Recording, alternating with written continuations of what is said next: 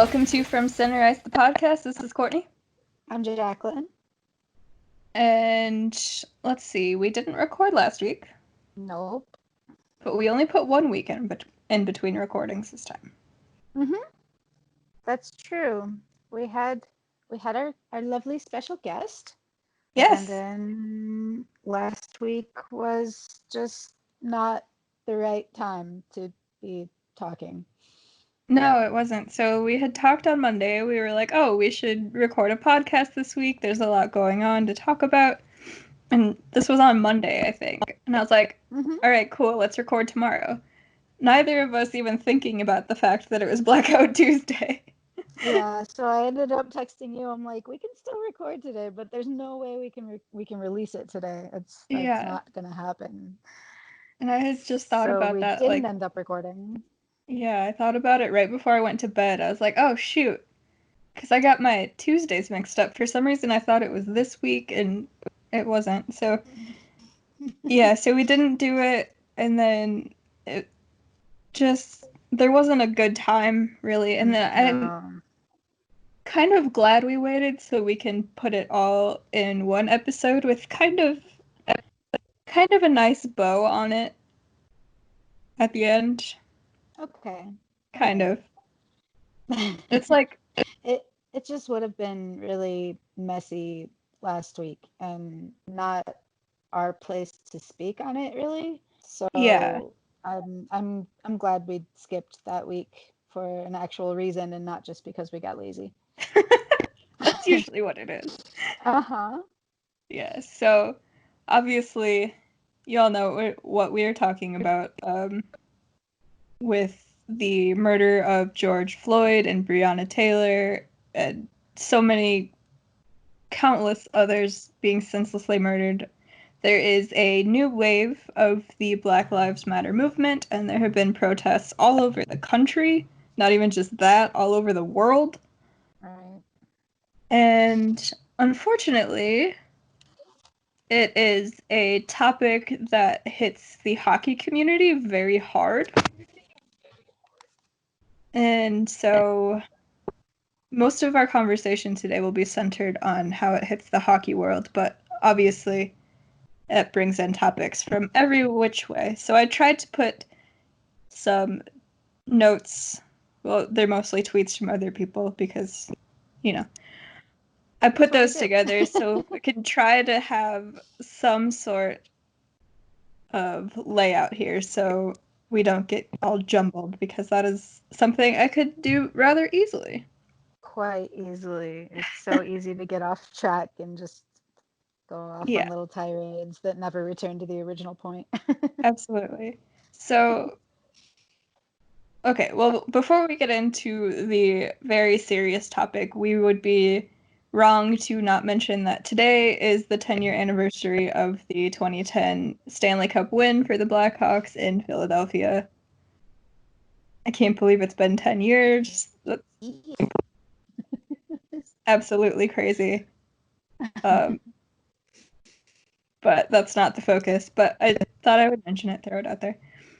So that's rather exciting. Yeah. And in otherwise, and an otherwise not so happy time. Yeah. Okay. Transitioning from there. I feel like to start this off, we have to rewind a bit. Like a month ago, okay, Akim Aliu put out a Players Tribune article called "Hockey is Not for Everyone." Yes. Did you read it? I did. It was a very good read. It was. I don't know who started the Players Tribune, but they were geniuses. Because every piece that I read is really good, but this one especially. It's also very long. I was reading it over again today thinking, oh, maybe I can read it, but it's very long, and I don't think I would do it justice by reading it. So I would say, please go check that out, Akim Aliu's article on the Players Tribune, but I will read the end of it. So this is after he tells his whole story, and this is kind of the wrap-up. He says, So yeah, right now I think the title of the NHL's diversity campaign, which is Hockey is for Everyone, is a little funny because it's like putting up a mission accomplished banner before even starting the mission. It's not that the campaign is misguided, I think it has promise. It's just that the road ahead is long, and it will be painful for some, and we are not at the end yet. There will be more reckonings for coaches, more incidents highlighting the dark side of hockey culture, more kids like Keandre being told they aren't welcome in the game. Hockey is not unique. It has the same problems that plague our whole world. There's not much we can do about that right now. What we can do is be honest. What we can do is be courageous. What we can do is stand up for one another. That's what hockey's supposed to be all about, right? Hockey is not for everyone. Not yet, but it damn sure should be. Akim the Dreamer Aliu. And then, after his well thought out article, well written, he went on the third hour of Today and talked a little more, and that was an interesting listen. And then the NHL released a statement, as they do, in response to the article that came out. Did you see their... I don't know if I saw that. I don't think so. Okay, well, let me read it to you. The NHL statement on May 27th, 2020. Akim Aliu's story of his journey through amateur and minor league hockey is compelling, disturbing, inspiring, and above all, instructive. As a league, we have done a great deal of work over the last 3 decades to make hockey more inclusive. Since last November, when Akim first told his story publicly, those efforts have been accelerated. We know that important and significant work remains to be done at the NHL level and throughout hockey to ensure that our game lives up to the ideals that are truly essential to it, and we value Akim's continuing and important contribution to that effort. I did hear that or read that, and they made quite the point of making it seem like it was only minor league stuff. Yes. When this occurs in the NHL, like the top tier, highest level, all the way to the top. All the way, like the ones that made this statement. Those guys. Yeah, like them. Those ones. They didn't take any type of responsibility for things. It's just, oh no, that was this guy when he was down there, and the bad stuff happens down there. But we're good up here, right? Yeah, of course. Obviously. So he put out a tweet in response to the NHL's statement, sort of saying things along those lines. He tweeted out, "The NHL left out of this PR statement that the part about my journey in the NHL and the racism and countless other Black players minorities experienced in the NHL. To live up to your ideals, you need to listen to what we are actually saying and not try to erase history." Funny how that works, huh? Yeah. So that was May. Let's see. When they released their statement, it was the 27th. I believe his article came out around the 19th. I could be wrong on those dates, but it was around those times. So then we fast forward up till now. Okay. And we have the horrible murders that I talked about that led to the new wave of, I call it the new wave of the Black Lives Matter movement, because now we're starting to see it more in media and whatnot. It's not like it ever went away. That's just what I mean by that. Right. No, but back in the Mike Brown days and all that, that was like the first wave. Like that's where the movement originated. And I mean, it did kind of die down. It hasn't been as prominent. There haven't been protests as widespread. Obviously, this is the biggest it's ever been. But yeah, I mean, it does come in waves. I don't think that's wrong to say. Yeah. I just thought I'd clarify in case anybody was confused on that. Right. But I saw a tweet today that was linking to a Twitter thread, And I originally saw it from, I don't want to mispronounce her name, Shea Grayson? I don't know that one. Her Twitter handle is at Che, CHE, in Wonderland, spelled with a U. So WUNDERLAND. Okay. And she said, please share this thread of the white lady explaining this revolution. Have to for the folks still confused.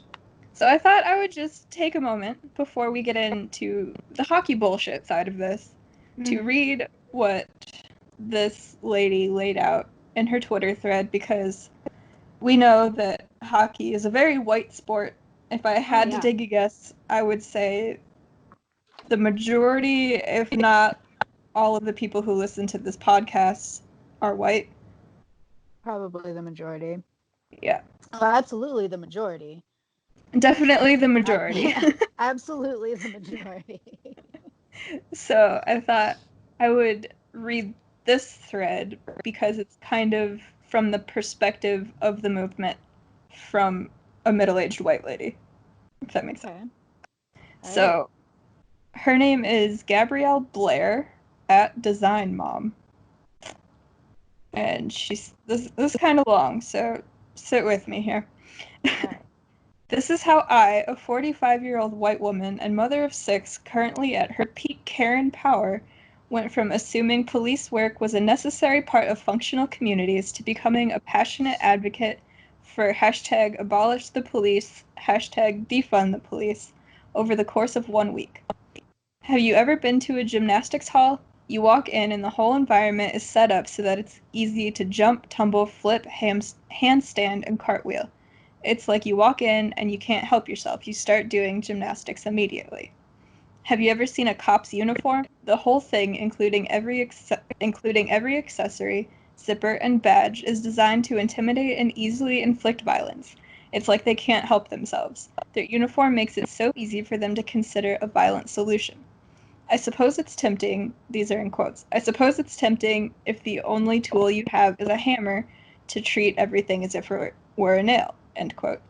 Do you know that saying? Apply it to police. If you're always prepared to easily inflict violence, then the chances of inflicting unwarranted violence go way up. Cat in a tree, got locked out of your car, kids prank call 911, found a brutally murdered body. When called, police will all arrive at all 4 of these scenes equally armed to the teeth.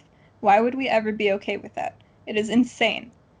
As it's been thoroughly established, the current policing system is horrific. It sucks considerably more for Black people, and it sucks for everybody else too. Take getting pulled over as an example, because that's a common way that people interact with police. It's horrible. The flashing lights come out of nowhere. My heart starts pumping, adrenaline running. I'm shaking, not sure if I should reach for my registration. Did I bring my wallet? The toddler is crying. I feel totally panicked. I don't know where to pull over. I have no idea why I've been pulled over. I'm a boring, law-abiding citizen, yet I'm still terrified. I see his hand on his gun. He's twice my size. I feel like a criminal. He starts with the assumption that I'm a criminal. It feels shameful and embarrassing. I hate getting pulled over. It hasn't happened that often, maybe 10 times in my 30 years of driving, but it is traumatizing every time. I know I'm not alone. These stops are universally traumatizing, even when no ticket is issued. To be clear, I've never had my life threatened during a traffic stop. I've never been asked to get out of the car. I've never had to seriously worried the cops would kill me, or my teens, or my husband. So really, if we're comparing, my traffic stops have been totally breezy. And until the other day, if you had asked me if I ever had a bad encounter with the police, I would have said no and considered myself lucky. Think about that for a minute. If I believe my police encounters haven't been bad, that means I think having an unpredictable, shame-inducing, traumatic encounter that can happen at any time is out of my control and at the hands of someone with a gun is normal. And everyone who believes that is normal has accepted this traumatic and fear-inducing experience is just the way it is. That is nuts. Why is the system we've all decided, why is this why is this the system we've all decided is normal? Why is it ever okay for someone with a gun to pull you over anytime they want? You know what else is nuts? We pay for this system. Police are public servants paid by taxes. We choose to pay for these traumatic experiences. We choose to pay for this system instead of housing the homeless, instead of feeding the hungry, instead of funding schools. I had no idea until last week how overfunded police departments are. I had never seen it talked about. Did you know about this? Medical workers run out of PPE, but cops never run out of rubber bullets, tasers, tear gas, and guns. Keep in mind, money invested in things like housing, social services, medical care, and emotional intelligence training lead to outcomes that mean less need for policing in the first place. Crime is a response to unmet needs in the community. If we're not funding police departments, we'll have plenty of money to meet those needs. We don't actually have to criminalize homelessness, drug addiction, and being poor. We need someone that you can call for help who doesn't show up with a gun. No, but really, what if there was a helpful person or team of persons you could call who didn't show up with guns? A mentally ill man has taken off his pants and is walking by a school. What's the real problem that needs to be solved? Does he need medical care, housing, a shower, a social worker? Do we really think sending someone trained to easily inflict violence is the best solution? Someone is robbing a bank. Okay, what's the real problem? Why are they robbing the bank? Are they hungry? Is this Ocean's 18? Is this an addiction issue? Can we help them? Do we really think sending someone trained to easily inflict violence is the best solution? Restraining someone and de-escalation doesn't require weapons or police training. Nurses, therapists, and social workers have to do this all the time.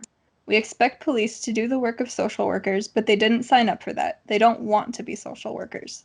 What about rape? It turns out the police are actually quite crappy at preventing and prosecuting rape. A tiny percentage of rapists are arrested and convicted. Do you know what happens when a woman reports a rape? Know about the untested rape kits? Worse, it's not unusual for police to be the rapists. Police arrested for sex crimes from 2005 to 2013, 636 for groping, 405 for rape, 219 for sodomy. But experts say those statistics are not comprehensive. Data on sexual assaults by police are almost non-existent. Protect and serve, we need protection from the police. Policing either attracts or creates violent men. A job that attracts violent men, horrible. Creates violent men, also horrible. Related, did you know 40% of police officers are domestic abusers? I thought hashtag abolish the police and defund the police was like some kind of power shout out. I thought it was like fuck the police. I didn't understand it was an actual movement with nuanced thinking behind it until last week. The more I read, the more passionate I am about it. We can reimagine the whole thing. It was hard for me to wrap my brain around it at first, but it's really and truly possible to imagine a society where there are no police, and it's a glorious society. We have to ban policing. I always assumed reform was the answer. Throw out the bad apples.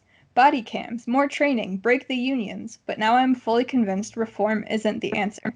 When you look at reform options, nothing is effective enough. The beginnings of policing were hateful, and it's still hateful. There's no way to save it. There are too many generations of people who deeply just distrust the police. Policing must be dismantled and abolished.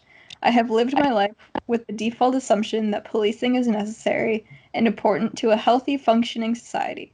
I have never questioned that assumption until last week. I now know my assumption was wrong. Finished. That's a hell of a thread, huh? It is. There were 29 tweets on that. It felt like more. But I'm not saying that in a bad way, though. I mean, that she hit some very valid points, and Yeah. I think everyone should read that thread. I think so too. So that establishes like the base level, right? Mm-hmm. so, Absolutely. so there's that, and then we go to the racism and discrimination that is ingrained in every part of society, not Mm-hmm. just law enforcement. Um, and that's why we are still having to protest this and somehow like I've had these conversations with people all week, but Mm-hmm. just saying it out loud, since I can't see people, so I've been texting these conversations. Right. Saying out loud the fact that we still need to convince people that Black Lives Matter I can't wrap my mind around it. Yeah, I mean, we had this conversation with someone on one of my Facebook posts, and nothing would get him to just say yes to the fact that Black Lives Matter. He was strictly all lives matter, all lives matter, all lives matter, all lives matter. And he doesn't seem to realize that, Black lives are included in that. So saying that Black Lives Matter is actually saying all lives matter. But he didn't find a way to remove himself out of the equation. It was all about him. And if he wasn't included, he didn't want anything to do with it. Right.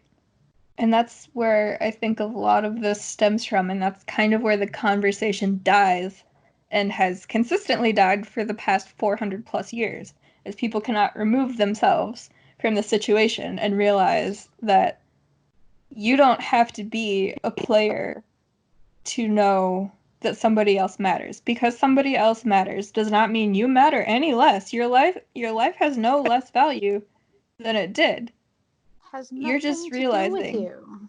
right? You're realizing that there are other people that need help. Mm-hmm.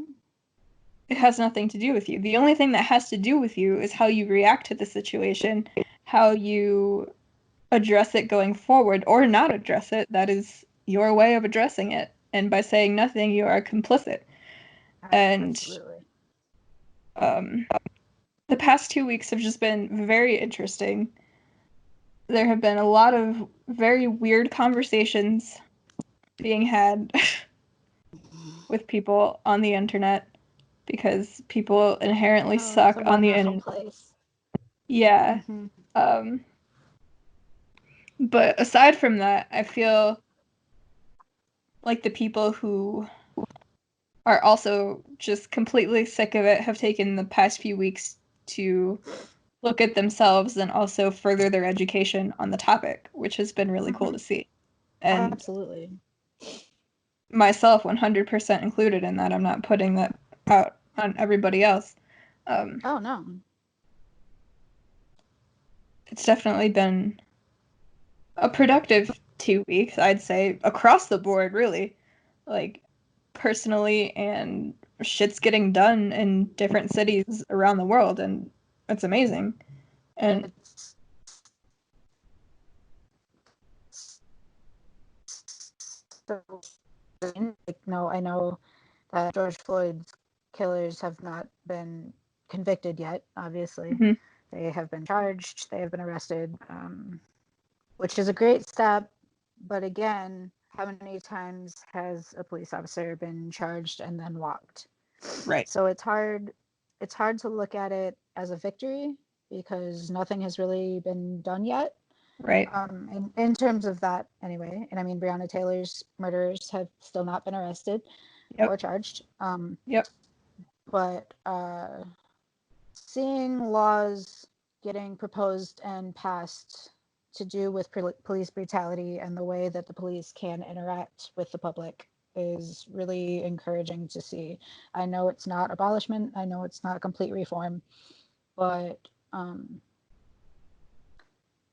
any step is better than what we have at the moment. Absolutely. And no, it won't stop there. I don't see this slowing down at all. I don't see much of this stopping until people get what they want and what we deserve. I mean, we can't just have police able to do whatever they want in any situation. That's not And be okay. above It's the not law.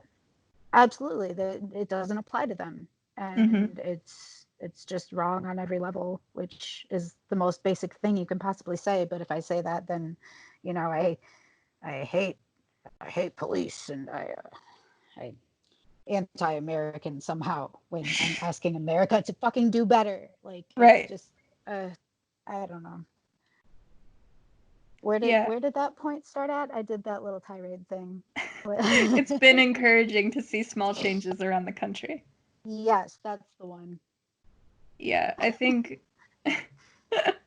I think it is good to see these small changes. Of course, having a full overhaul would be amazing, but something that Jake and I touched on when we recorded our Rockford Buzz podcast today. Oh, this podcast is a Rockford Buzz Rockford Buzz production. A thing we touched on that today was, unfortunately, all of us for the cause can talk and do as much as we want, but at the end of the day, we still have to rely on the people who make the laws to get things done. And these people need votes and they support, and so they're not going to just come out swinging and change everything right away because they would be seen as too radical. We can't do that. God forbid. We need to keep our tradition. They're being looked at as radical just for fucking kneeling for the cause. Like, right. You are the one in charge. You can't hold up a fist in solidarity when you're the one that can make the change and you're not doing it. Exactly. It's all PR. It's all manipulation to look like you're on the same side. But if laws aren't getting passed, if nothing is changing, that's literally all it is. It's just a photo op. Exactly. And so I think it needs to be happening in more cities, obviously, and I'm sure there will be more to come, but seeing some laws, like you said, being proposed, hopefully getting passed, that's the other step, but thankfully they're being proposed. And I mean, we had the whole COVID thing. Lots of people lost their damn jobs. Got a lot of people out there with nothing but time on their hands, so you better start listening to them if you want these protests to slow down. See, this is why the government wanted to reopen so quickly, because they didn't want people with infinite access to the internet to have too much time to just sit around and think about things. Well, you know, they wanted to keep you in your daily cycle, wake up, go to work, come home, play a video game, take care of your kids, make dinner, do whatever the fuck you need to do, and then you're exhausted, go to bed. Right.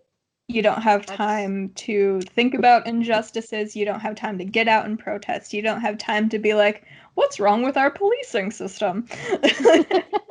You're just exhausted all the time. You don't have time to think about that. I mean, you're not wrong. It's definitely an infinite loop that a lot of people get stuck in. And I mean, you can look for blessings in any corner of the world if you want to look at it that way. COVID, everybody losing their job. Yeah, people have had time to organize, time to think, time to realize and open their eyes to how fucked up this whole system is. Like, all the way from the top down to the prison system. Like, it's just nothing about it is fair. No, not at all. And you can't have justice. I think you cut out there for a second. What was the last sentence you just said? I don't remember. Said something, you can't have justice. I got that much. Yeah. You can't have justice without fairness. Yeah. Like, that's just bottom line. That's quite honestly the entire idea is kind of fairness. Like, yeah, for sure.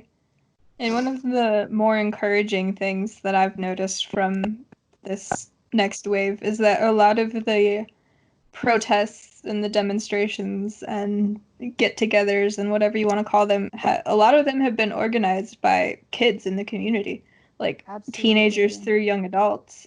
And so that's encouraging for the future, but also they've also got nothing but time on their hands. You know, school's out now. Whether you're in college or there were high school age teenagers putting some things together. And it was in Nashville, right? I think so. I think it was. They had like 20,000 people, and it was all organized by 4 teenage girls. 5 teenage girls. It was a couple of teenage girls. Like, that's absolutely incredible. Yeah. Yeah, so I don't know. I'm encouraged. I'm not trying not to get my hopes up, because it still has to go through the politicians, and God knows that's where everything dies. But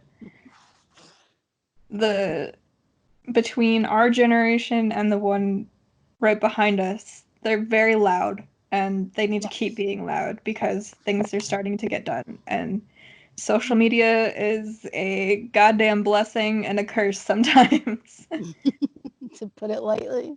And I feel like it's been both of those things during all of this. But I think more so a blessing because you can see just how many people this unfair system affects. You can put faces to those names. You can see people and hear their stories, whether they type it out, film a video, film themselves at protests, whatever. And it really humanizes the whole movement, which is really great to see. But even on the flip side of that, while it's a blessing, even through its terribleness, you get to see all of the horrible things going on. And you can't sweep it under the rug anymore because there's so many videos of it. Absolutely. And I mean, I'm not going to be one of those people that's like the mainstream media won't tell you this, but I mean, that's kind of a fact. Like, they're not going to report all of the different times that the police were the fucking instigators riot. You can't expect people to not respond with violence if you're being violent towards them. Exactly. What are you gonna do? Just lay down and not, like, your survival instinct kicks in at that point. Exactly. It's wild. There's a lot of narratives being thrown out around this whole thing, but I choose to be hopeful, and I hope actual good change comes from all of us. We'll have to see, I guess. I don't see people letting up pressure. I sure hope not. And they shouldn't. No. They shouldn't. This needs to continue. It does, because this has gone on far too long, and it's time for things to change. Absolutely. 100% for it. Yep, me too. So then we come back to NHL fuckery. Which there's always plenty of. God damn it, there's always NHL fuckery. So, my plan when we were thinking about recording last week, so every team was releasing their statements, and we finally got the last one, I think it was today, from the Rangers. Yeah, the Rangers. Like 3 sentences long. What yeah, my fucking. Oh my god. All right, sorry. No, you're fine. No, go for it. That was a joke. So my original plan was to read them all, and we could discuss what the teams had to say. But then, over the course of the week, I realized I don't give a diddly fuck what the teams have to say because they don't do shit about it. So, what I do have is the official statement from the NHL and from the Coaches Association. Okay. So I will read those because those go all the way to the top. All right. So the statement from the NHL from May 31st, was, as protests in both the United States and Canada in recent days have focused attention upon racial justice for the Black community, the NHL stands with all those who are working to achieve a racially just society, and against all those who perpetuate and uphold racism, hatred, bigotry, and violence. We share the sentiments expressed by our players and clubs in their calls for justice, and we encourage everyone to use their platforms and privilege for systemic change. In our own sport, we will continue to do better and work diligently toward culture change throughout hockey and endeavor to be mindful of our own shortcomings in the process. Okay. Yeah, so when I read this one, I kind of just wanted to scream into the universe. No actual words, just very loud screaming. Just loud screaming. Because what the fuck have you ever done? Not a damn thing. What have you ever done? There are consistently stories coming out about your players having to face racist remarks and racist fans, and you fucking fired Don Cherry only last fall. Like, obviously that's a Sportsnet thing and not an NHL thing, but it all goes hand in hand. If the NHL said, get this guy off the fucking air. Right. Off the air. So you let this guy, this old, decrepit man with a very long history in hockey, which is part of the problem, be on the air every Saturday night for Coach's Corner on Hockey Night in Canada, spewing his racist bullshit, and it finally took one over-the-top remark to get him fired because it wasn't very subtle anymore. Right. And so there was that. And before I hit my second point, I'm going to read the statement from the Coaches Association. Alright. Okay. So, from the NHL Coaches Association. The NHL Coaches Association wishes to express our deepest condolences and sympathies to the family and friends of George Floyd, who was senselessly killed in the streets of Minneapolis, Minnesota. His death has shocked, horrified, and angered people across North America and around the world. Our coaches are equally appalled by the images we have all seen. As leaders of our teams and in our communities, we recognize that silence in the face of systemic racism in our society is unacceptable. We add our voices to those condemning racist behavior wherever it is found, whether among law enforcement officials, within the world of sport, and across our public institutions more broadly. We are committed to working with all those who want positive change and all of those committed to eradicating racism in all its forms. Oh, yeah. Bill Peter was only fucking let go once Akim Aliu came forward publicly in tweets that couldn't be dismissed anymore. Mm-hmm. This was a wide-known story. It was known that he treated his players like shit. I mean, it wasn't even a full calendar year ago. How much could you have possibly changed from then until now to where you're all anti-racism? Exactly. No, it's like, yeah, okay, it's great to see them make a statement, whatever, but like, you don't believe that, do you? Right. It's just fucking words. It's just that's why it's like people pressuring players to come out with statements. It's like, if they don't care, what is the statement gonna do? Yeah. Like, it's empty fucking words. Why do you want that from the people that care? Will stand up and say something. Yeah, and let them have a louder voice.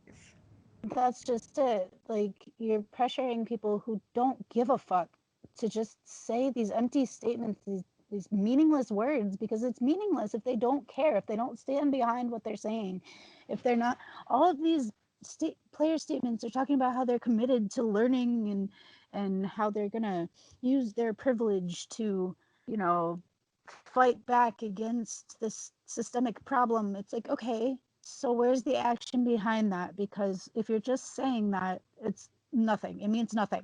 Absolutely nothing. And you're adding words into the void where everybody else is spewing the exact same words. Exactly. So you can just hide behind it. And where was all of this shit before? Where was this shit even when Akim came out with his story the first time?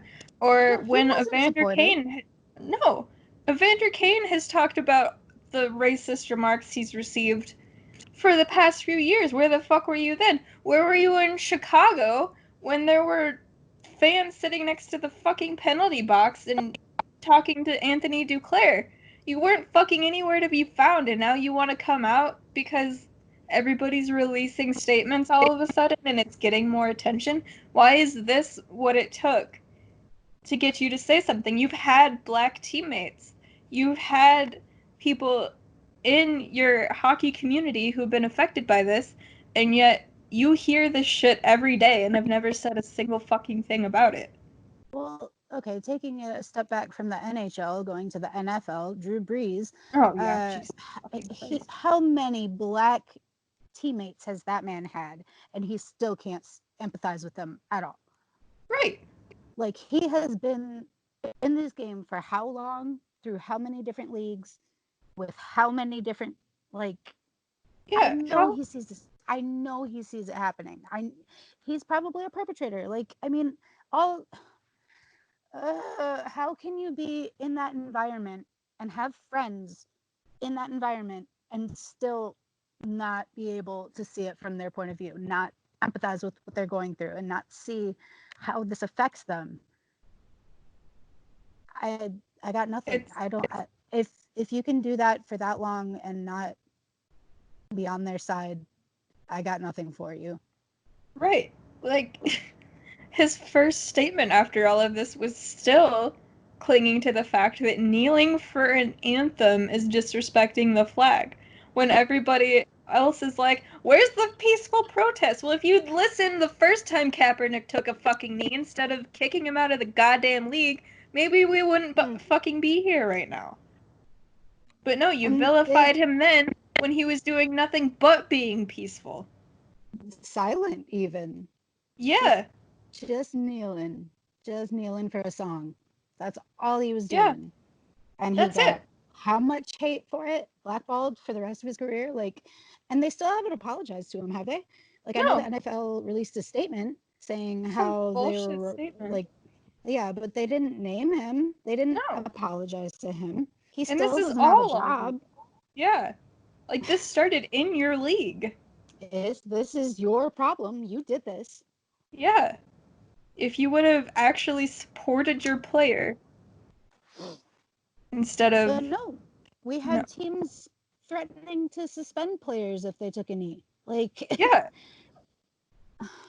Yeah, and then coming back to the NHL, there was John Tortorella who said if any of his players sat on the bench for the anthem, that's where they'd be for the whole fucking game. Like, he wouldn't play them.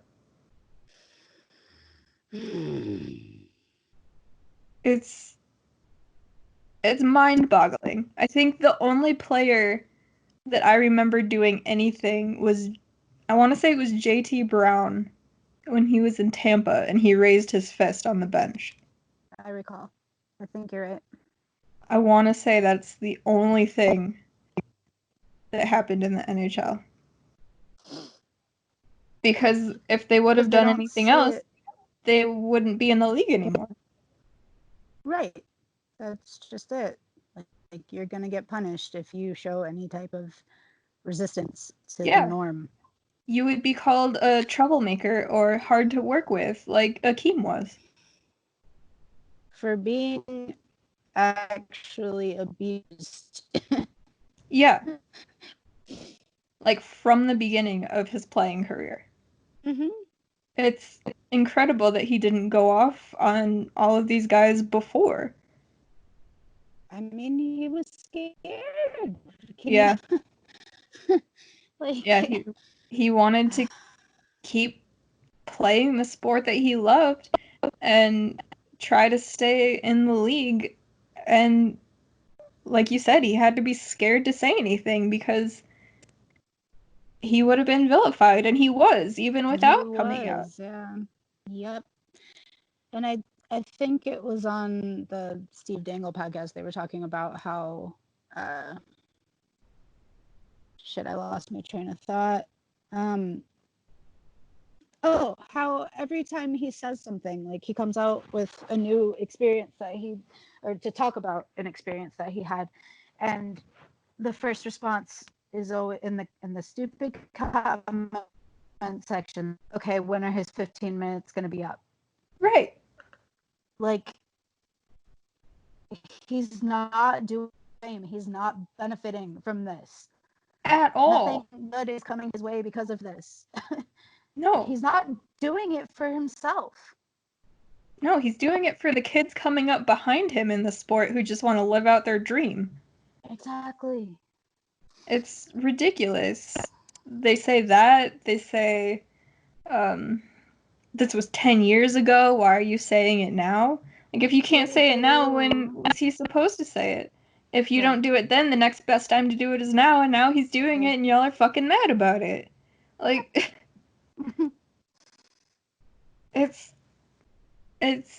oh my god. And then the coaches releasing some bullshit statement like this, like, they're the ones that are around the players all the time. They hear this shit more than anybody else does. And you're gonna try to tell me that you're gonna try to eradicate racism in a whitewashed sport? Have we seen how many things players have said or things that have been released just since quarantine happened? Like, yeah, a lot of them were former players, but then there wasn't. There was Brendan Leipzig and all that bullshit. We didn't record that week, thank God. We didn't have to talk about that. But, like, you hear all of this shit that these guys say, and then it's just labeled as hockey culture. Yep, that's just locker room talk. That's just how it is. Yeah, and then these same people go on to say that hockey players are the nicest guys in the world. Like, you can't have it both ways. You can't have hockey culture being whitewashed, filled with racism and sexism, and them also being the nicest guys in the world, because if they're the nicest guys in the world, the rest of the people in this world are fucked. Yeah, that's one way to put it. Like, this league is so goddamn dense, and I know that they have to come across good. Gary Bettman's a fucking lawyer, so everything he says is gonna look nice, but they're only words, and anybody who pays an ounce of attention to the league beyond catching a game here or there is gonna call their bullshit, because we've had this conversation how many fucking times? We went, I think, through the whole month of December talking about a different fucking event that came out. Yep. So they're just full of shit. And why even release a statement at that point? You know why. For PR, to look good, to appease their fan base that's full of middle-aged or older white men. Yeah. Who are like, what's wrong with the sport being whitewashed? That's fine. There are plenty of opportunities for black kids to play. They just need to start playing. Yeah, okay. If they start playing, they're gonna get 7 of their teeth knocked out by their teammate, like Steve Downey did to Akim. They're gonna get in trouble for not partaking in a hazing ritual, like getting locked naked in a small shower. They're gonna endure racism their whole fucking career. And hockey is such a goddamn expensive sport to play. If we go off of how racism is so ingrained in both of Canada and the US, people who are of any color are usually in lower socioeconomic circles because the system has been against them since they were fucking born. So yeah, tell me how black players are going to get a bigger role in the NHL when nobody's doing a goddamn thing to support them. Bingo. That's Oh, I can't add anything to that. I mean, it makes me so fucking mad. And then you have some players who truly do amazing things for kids who can't afford to play. You have Wayne Simmonds. I think even Duncan Keith's charity donates to quote unquote inner city kids. So there's some players doing good, but when do you ever hear about that except for in the summer when journalists need fluff pieces to keep their fucking jobs? You never hear about it. exactly. So because nobody wants you know the main fan base of this sport, and it just I'm glad there's a fresh generation of fans growing up and becoming old enough to voice their opinions and say how wrong all of this shit is, because obviously it's not okay to continue the way that it's been. Right. It's not at all. And that's not a hockey is radical thing to say. Like, right. I know hockey is such a traditional sport. We got to do everything like we've always done it, right? But that's wrong. I mean, flat out, it's wrong. Okay, like it's Yeah. okay And to evolve. It's okay to adapt. I don't even get what they're traditions even mean? Like, no back passing, goaltenders not going down in the butterfly, goaltenders not wearing masks, players using wooden sticks with no curve. Like, how far back do we want to go to keep these traditions? Because all of that shit has changed. How come we can't make it accessible for more people to play? Because at the root of it, hockey is a team sport. It's a beautiful sport, and it can bring a bunch of people together, but you're locking everybody out who isn't a rich white family. Yeah, that's it. 100%. It's so fucked up. It's beyond fucked up. Uh-huh. And that's why you don't go into the Yahoo Sports comment sections. Oh God, why would you ever? It's bad enough on Twitter. Oh, trust me, I know. I know.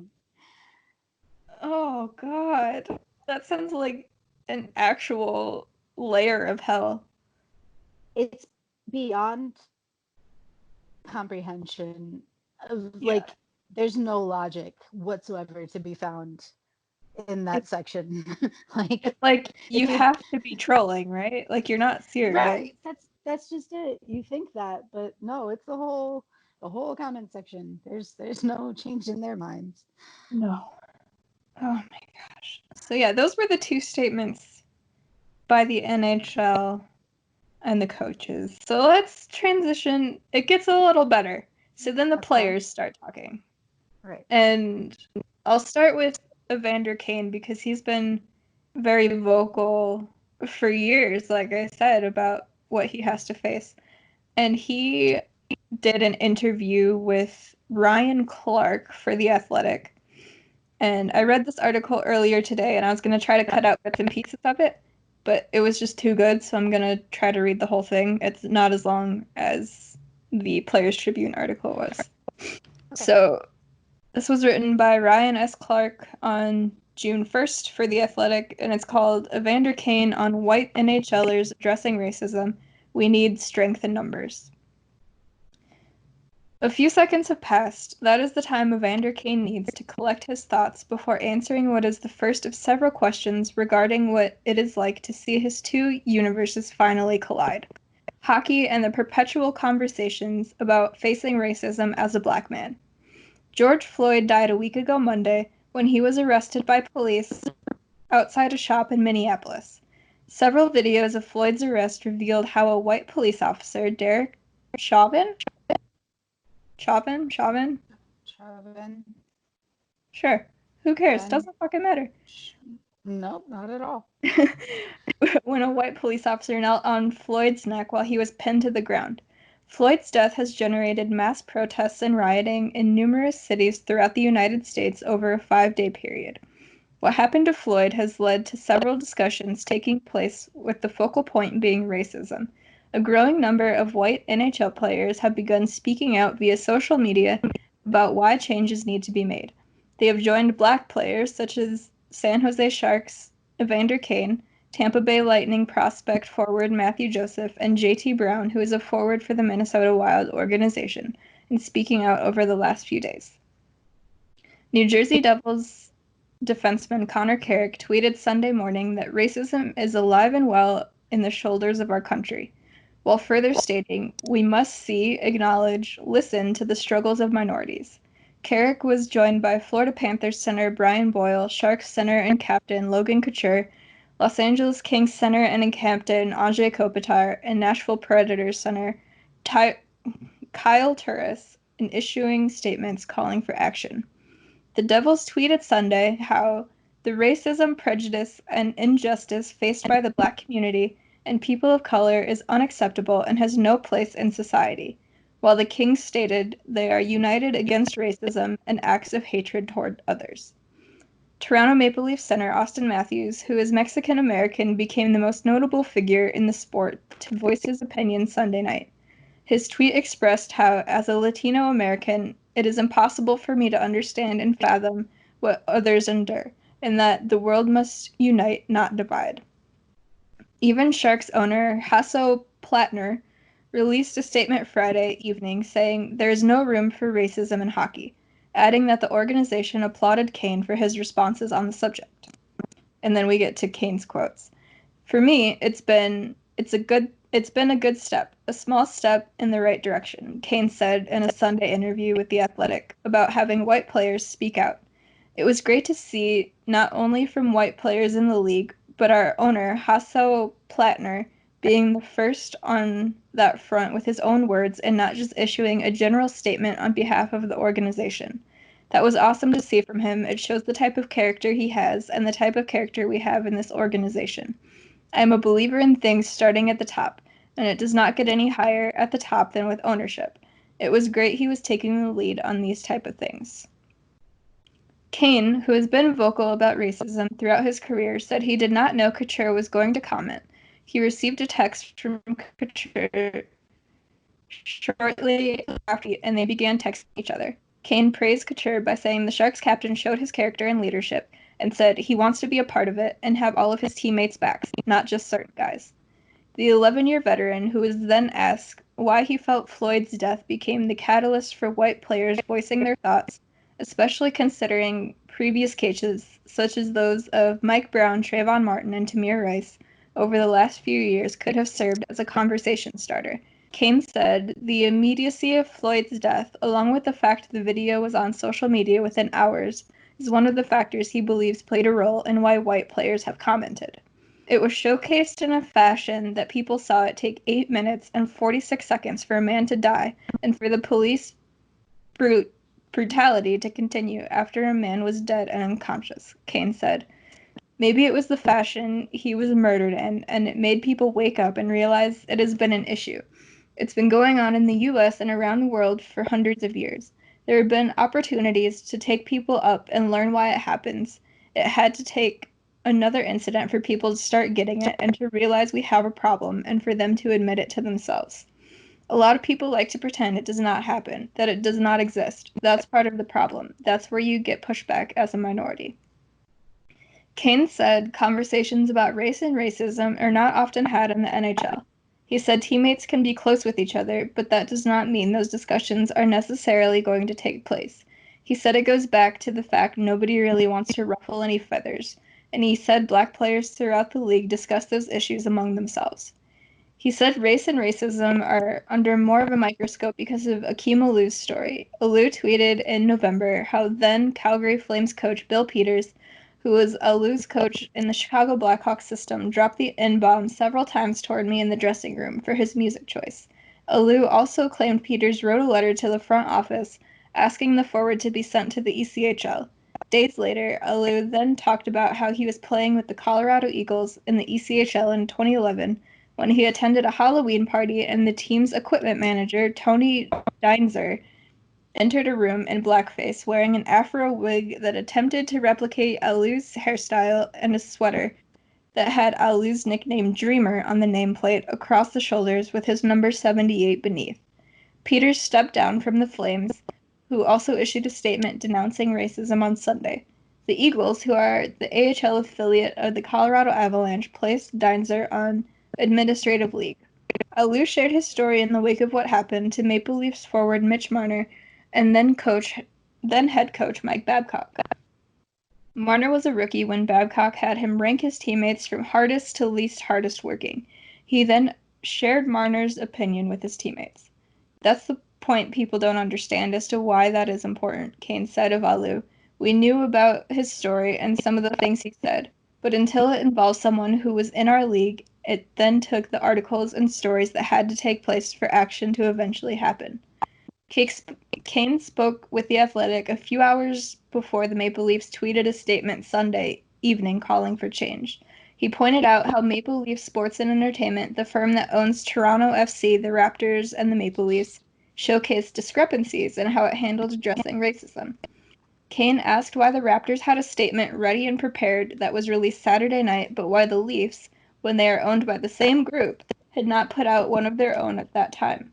You have certain people that are willing to have a conversation, and they would have been willing to have it a long time ago, Kane said.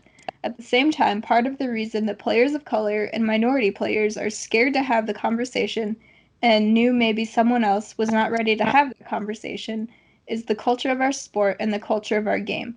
When I saw the Raptors statement, I was a little surprised. I know there are owners around there that own multiple franchises in the same city, and I found it interesting that Toronto Raptors issued a statement, which was great.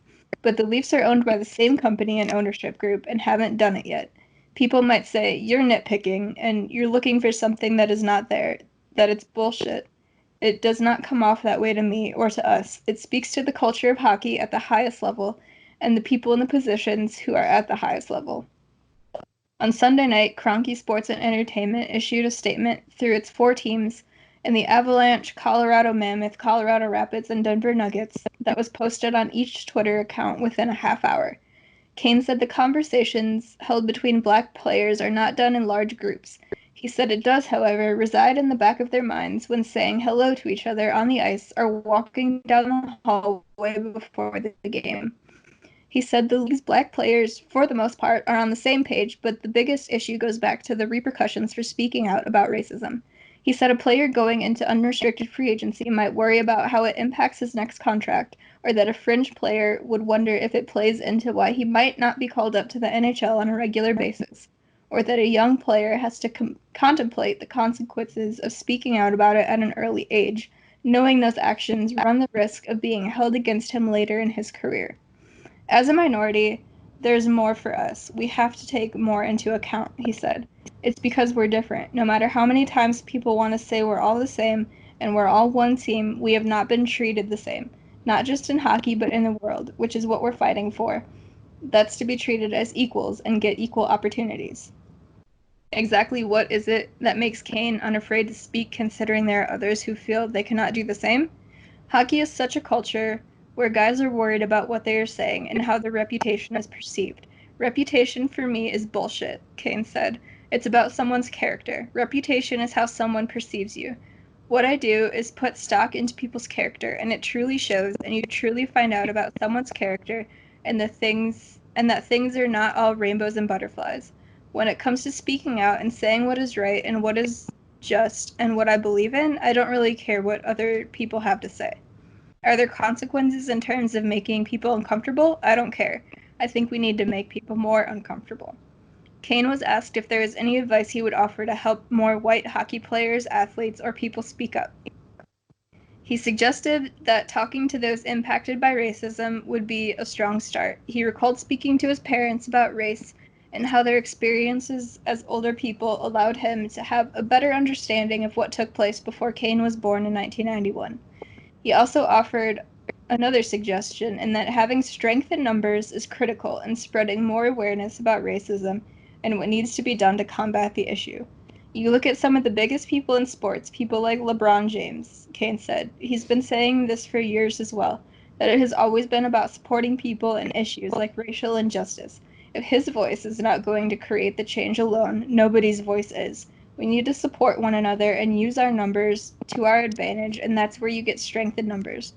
That could not be more true, especially in these circumstances. We need as many people, as many voices, and as many heads put together to help change the way we do things in society, especially in the justice system. Finish. Wow. Yeah. That's a good one. That's a real good one. Yeah. You can't really add on to that. I mean, I think he covered all the points. And it means a lot more coming from him than it would coming from us. I mean, exactly. That's the whole reason why we didn't record last week was because we didn't want to speak over anybody and we want this to come from the right people. And it's not that we were being silent in order to be compliant. That's not what it was. Because if you follow either of us on any type of social media, you'll know that we are not silent. No. But he put it as well as it could have been put. Right. And he's right. Like, more people Absolutely need to speak out. It can't just be time and time again journalists going to the same players whenever something happens. You hear something like the murder of George Floyd happened, and then they rush to talk to any black player they can find. Like, it's gross. It's really gross. it's gross. They have to already deal with not being treated equally by anybody, by society as a whole, and then they have to relive that trauma every single time by being pointed out and like, oh, you have to make a statement over somebody being murdered. And they did the same thing with Don Cherry and again with Bill Peters. Like, Nazem Kadri had to make a statement. Like, why are you doing this? If they want to speak, they will. Don't go search them out. Not only that, but it's not people of color's job to teach us about racism. Like, exactly. Fucking educate yourself. You can't expect them to teach you something that they didn't create. Like, racism is not people of color's problem. Right. Like, obviously it affects them, but it does not come from them. So going to them to get a statement or their opinion or whatever, like, that's not going to solve the problem. Why are you doing that? It's just yucky. I don't know. It is. Like you said, they can't solve a problem they didn't start. Mm-hmm. It's wild. So then I have a couple of the Twitter statements from the black players that both him and Akim had talked about in their articles. So first up is Keandre Miller, who, if you recall, is the Rangers prospect who was on the Zoom call with fans and got just mobbed with being called racial slurs over and over and over and over and over. This kid's 20 years old. So it breaks my heart. Like, what do people get out of that? I will never understand. I don't know. I really don't know. Someone being that way. Like, yeah. Obviously, it can't just be education. It can't. Right. Like, racism is a choice. Mm-hmm. Like, you choose not to know better. Like, you know better. That's just it. That's the thing. You know better than that. You know what you're doing is wrong. You know that your opinions on people of color are baseless and have no real substance to them. It's just like, what makes a person not want to be better? I don't get it. It's like they're just being miserable for the sake of being miserable. No, and I was kind of surprised that... But they're taking it out. Sorry, go ahead. No, go for it. No, they're taking it out on people of color, obviously, because they're racist. That's what they do. That's the whole point of what they do. I don't understand what they get out of that, and I don't understand. Like, is it just the adrenaline rush? Like, there's better ways to do that. For what? You say I'm gonna say a naughty word and put somebody down, and oh my god, like, go skydiving. That's just it. They're fucking dorks. Exactly. Yeah. Like, it's not cute. It's not funny. It's not. You're just it's miserable. Just gross. Yeah, right. You're just talking down to innocent people who have done absolutely nothing to you. You don't even know these people. Right, that's just it. Like, sure, if he's, playing a hockey game and he's on an empty net breakaway and he misses the net, I might call him a fuckwad. But that has nothing to do. So we really don't need to be out here talking, like, on this topic, talking about players in this way, and then as people as a whole, like, what do you get out of that? Like you said. Right. Not only that, words. All right. An argument that I've heard from, like, middle-aged white men is like, oh, you've never been in traffic and called somebody a racial slur? No. No, I haven't, actually. Like, I usually call them raging flops. I've never called somebody a racial slur. I have no desire to give in to a racial stereotype in order to bring somebody else down. Like, right.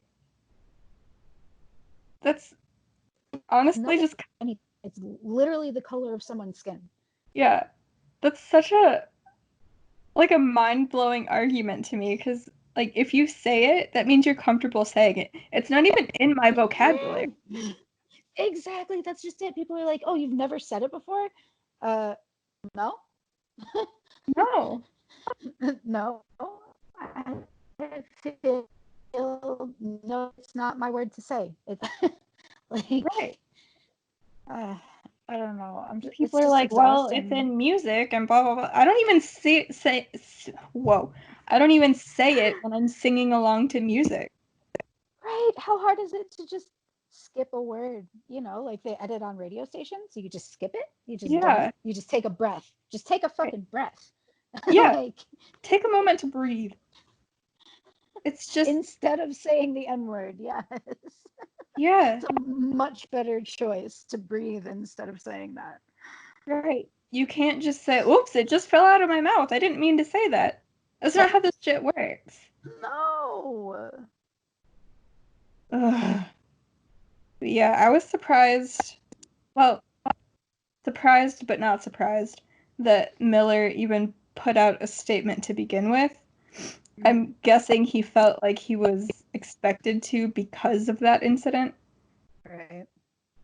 But because of that, he really shouldn't have been expected to after what he was put through.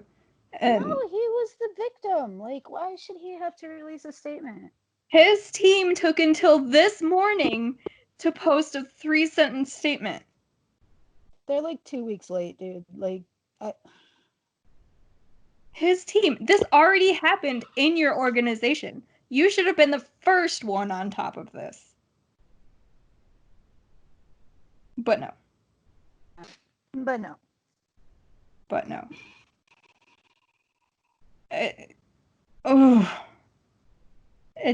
It's mind-boggling, but I'll read his statement. He said, I've struggled for months to find the words to express my frustration and anger over the Zoom conference call incident when I was to be introduced after signing my NHL contract. It's something that I won't ever forget. But with COVID-19 taking a stranglehold on the nation, it seemed like there were so many other priorities in the world that it wasn't my place to speak out about that incident. This pandemic isn't discriminatory. It has been difficult for everyone, and the priority was to keep everyone safe. Now, in the midst of the senseless death of George Floyd at the hands of a Minneapolis police officer, the peaceful protests and violent riots have become the focus for all of us. I want to express my growing concern for the safety of our citizens of color, especially in my home state, given recent events. I support the Black Lives Matter movement. I struggled because I have never been fully accepted by either the Black community or the white community. I struggle because for years I have been one of the only people of color on my hockey teams. I have been targeted because of my race when I was in youth hockey by some coaches, parents, and players, but I refused to give up because of my love for the game. You can only imagine how it felt to have an organization like the New York Rangers draft me, the hockey player.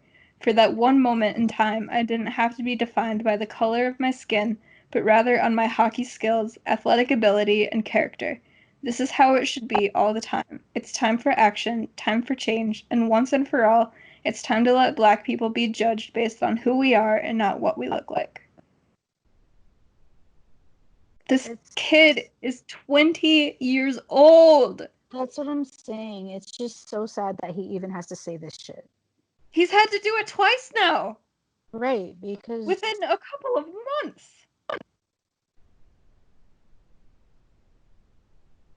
I don't even have words. Like, it's just fucking sad. It's heartbreaking. I just, like, dude's just trying to live out his dreams. Yeah. And he's targeted because his skin is darker. Like, he just wants to be Keandre, the hockey player. Why can't he be that? He has to be the Black hockey player.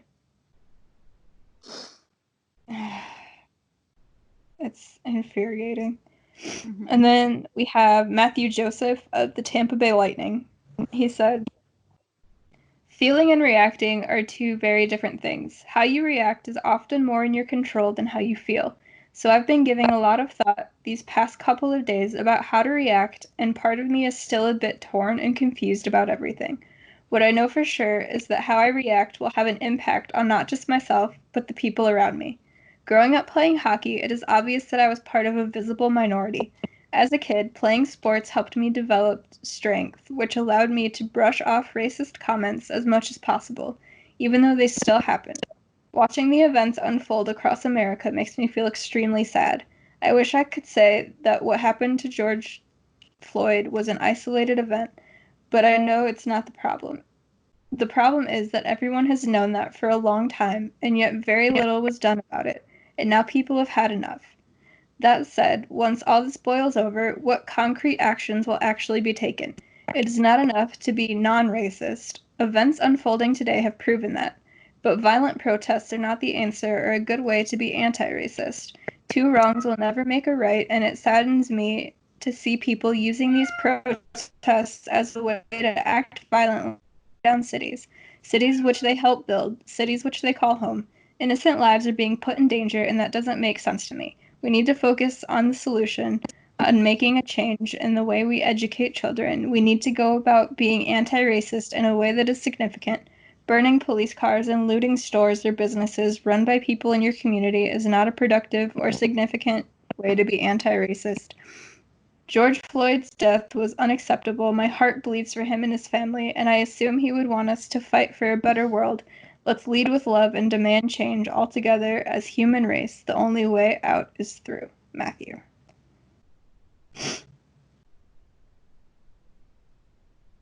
It kind of infuriates me that they even have to write these statements. You know?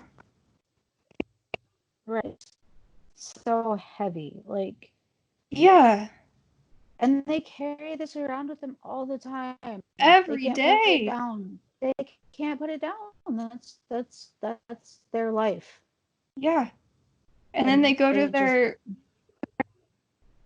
one escape from the world, and then they get mocked by fans, or they hear some ignorant shit in the locker room. Like, you can't escape. And then something like this happens, and they have to formulate these beautifully thought out and written statements so they're just not silent about it, or they don't come across as angry, because God forbid a black person come across as angry, because he will be kicked out of the league immediately. Like, because that wouldn't be justified at all. No, not at all. It. Mm-hmm. And then Anthony Duclair put out a tweet, which we all remember, that he was mocked in fucking Chicago. Mm-hmm. What did they chant at him? Basketball? They chanted basketball at him? Is that the one? I think so. If it wasn't him, it was somebody else. Because I remember that happening. I think it might have been. Or was that the Caps player? He has 3 names. Devontae Smith-Pelly? That's the one, yes. Maybe it was DSP. I don't know. Either way. Wait. It happened. Were the Capitals playing Chicago and DSP got mocked, and then Duclair had to make a statement? Yeah, because Duclair was on the team at the time. Our team, Chicago, at the time. Yeah. So, like, them attacking a black player on the other team doesn't make any sense. Right. I mean, it just logic out the window. Now I remember. I just remembered that Duclair was involved. I thought it was against him, but no, he was like, "You guys have a black player on your team. What are you doing?" Mm-hmm. Absolute dumbassery. Yeah. He said, "We all have a voice. Use it. Help create an environment where we can all be treated equally. No matter what your race, religion, or belief you may have, you should not stay silent about social inequality. Please spread the word. #justice for all." And then he linked to the ways you can help Black Lives Matter. And I'm pretty sure he was at a protest over the weekend. I think I saw that, yeah. And then there's Matt Dumba of The Wild. He said, I've been sad, angry, and disturbed by the senseless unjust we have all witnessed this past week. I have been scared for the families in my community. I know I do not want to feel this way ever again. The feeling of helplessness, the feeling too many have to face each day. I am here for you, to lean on, to listen, to embrace, to have a voice, and to be a leader in our community. We all must be there for each other and never forget about these tragedies. People learn to hate. I hope one day we can drown that hate by teaching our youth how to love and respect one another, no matter of ethnicity. I'm disappointed I haven't talked sooner on these issues, yet I know for certain I will not be silent about any racial injustice in our society again. I will actively work toward equity for all, especially my Black family and friends who have been neglected for far too long.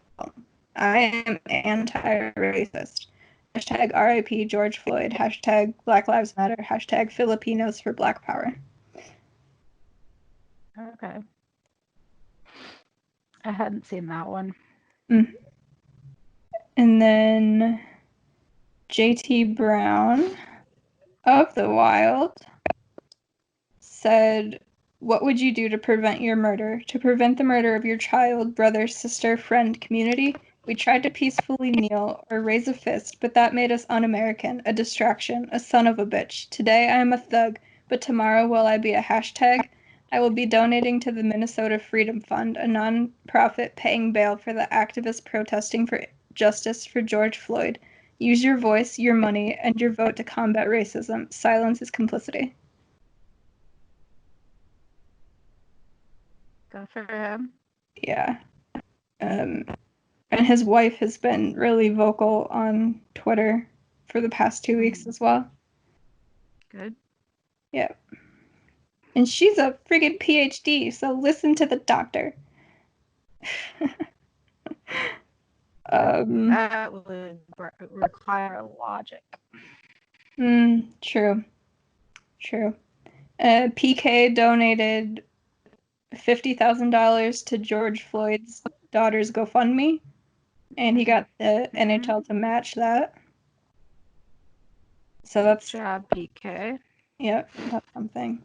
And then we have one more article, and this was written by Donovan Bennett for Sportsnet, and he is an analyst on the channel.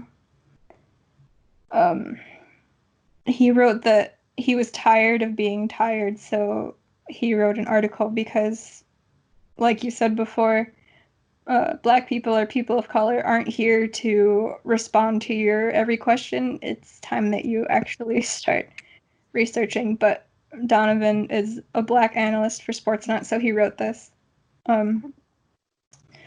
It's been a particularly difficult month to be Black in North America, and NHLer Evander Kane doesn't want the only people discussing that to be people who look like him.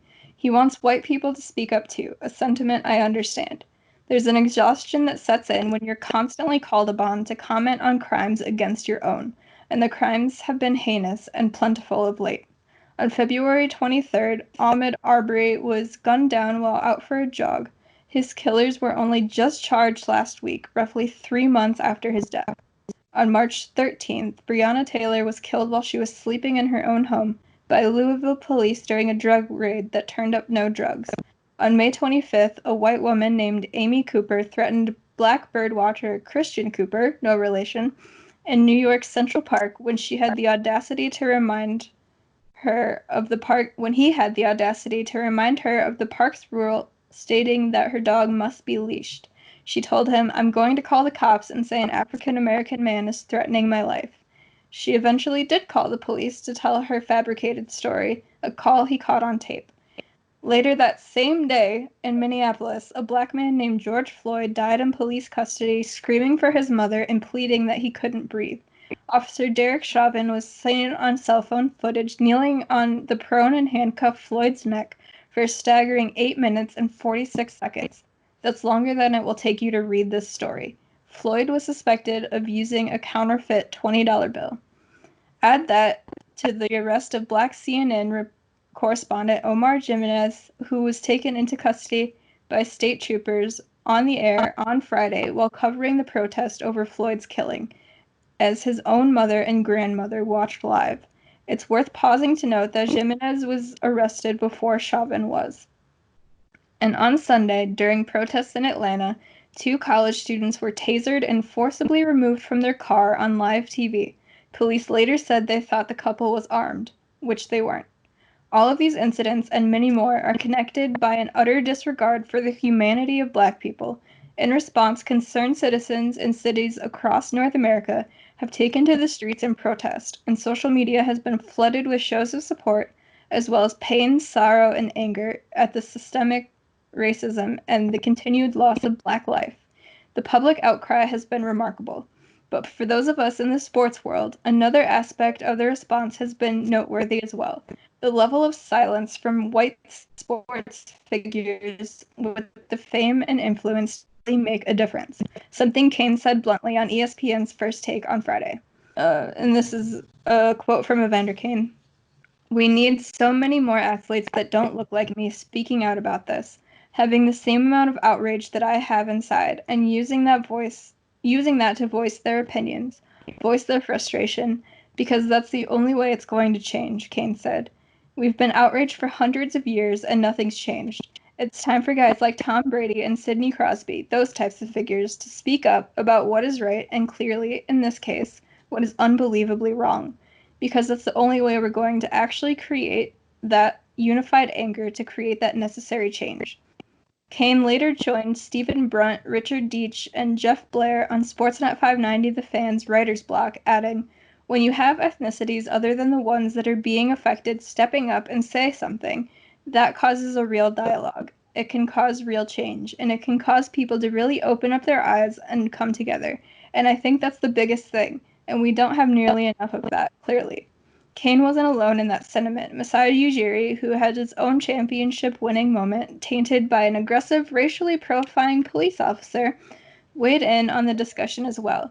"Your voice matters, especially when you are a leader or an influential figure, and especially if you are white," the first African-born GM and president in major North American sports wrote in a Globe and Mail editorial. "Leaders have to be bold enough to state the obvious and call out racism." Of course, some white sports figures don't need the prompt, Steve Kerr, Megan Rapinoe, and Chris Long, among others, all being examples. But that group just isn't big enough. What is needed are consistent voices of support.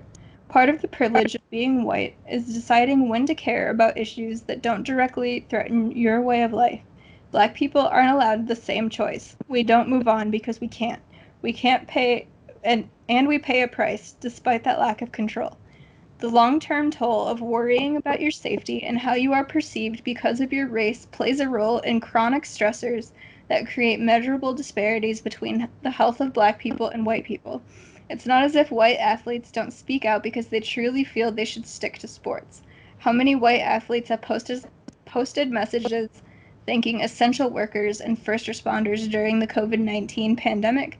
How many white athletes shared condolences after April's shooting rampage in Nova Scotia? These are both worthy causes, that's not the point. But it seems as if those same athletes' voices suddenly go silent when the issue principally affects minorities. That is a huge missed opportunity for the cause of racial justice. Just imagine how powerful it would be if white athletes used their power and platforms, even at the risk of making other white people uncomfortable. Kane mentioned Crosby and Brady not so much as individuals, but as placeholders for the entire class of established white athletes. He could have said Connor McDavid or Mike Trout, and the point would have been the same. What does it say that the vast majority of high-profile white athletes aren't willing to use a couple cents worth of data and 280 characters to send out anything more than the obligatory thoughts and prayers tweet? The silence is all the more deafening as cities burn and people without the protection of fame and fortune are shot, tear-gassed, and run over by police while standing up for this cause. Of the 38 white athletes on the Forbes list of the 100 highest-paid athletes on Earth, only 6, Gordon Hayward, Derek Kerr, Ben Roethlisberger, Kevin Love, Carson Wentz, and Kirk Cousins, spoke publicly about racial injustice in the month before Chauvin was arrested. The top 5 golfers in the world are about to play in the first PGA tournament since the COVID-19 lockdown began, the Charles Schwab Invitational, commonly known as the Colonial. Imagine if one of them played 18 holes wearing an I Can't Breathe t-shirt. Imagine if they collectively held a press conference to start the tournament discussing these issues. Imagine if they donated their earnings to a cause that could help. Is any of this crazy to suggest? Would any of it be difficult to execute? And isn't that how real change happens, when power and privilege is used to uplift those who don't have any? Imagine if an NHL player or GM said, "We are boycotting Minnesota as a hub city because unless we see judicial action." Too radical? What about the opposite? What if they said, "We demand Minnesota be a hub city so we can help kickstart the reconciliation and provide an economic boost to a town that is reeling"? It doesn't matter how that power is applied, only that it's used to help. Canadians may want to frame this whole thing as an American issue, but it's not as if we are without racial injustices of our own. We had internment camps and residential schools in Canada. Viola Davis was arrested for not sitting in the back of a theater. In 2017, 6 people were killed and 19 injured in a shooting at the Islamic Cultural Center of Quebec City, and our Prime Minister has engaged in multiple documented incidents of wearing blackface. In Toronto, Black people are 20 times more likely to be shot by the police than their white counterparts. Carding has been and still is used as a police tactic in parts of this city. DeAndre Campbell, Andrew Loku, Jermaine Carby, and Devontae Miller are all Black victims of racial violence that was perpetrated in Canada. If you don't already know their names, that's part of the point. And yet, there's a huge void on these issues where white athletes' voices should be. Of the top 5 most mentioned white Canadian athletes on Twitter, none have released a public statement or mentioned their own thoughts. As of Saturday, a day after Kane's comments, the lone exception is the Canadian hockey world, or in the Canadian hockey world, was Logan Couture, another member of the Sharks. Though Couture may not have known it when he sat down to write, this type of statement carries incredible weight and influence, and it's been somewhat encouraging to see a smattering of other white NHLers lend their voices to the cause in the time since his tweet, including Blake Wheeler, Andre Kopitar, and Austin Matthews.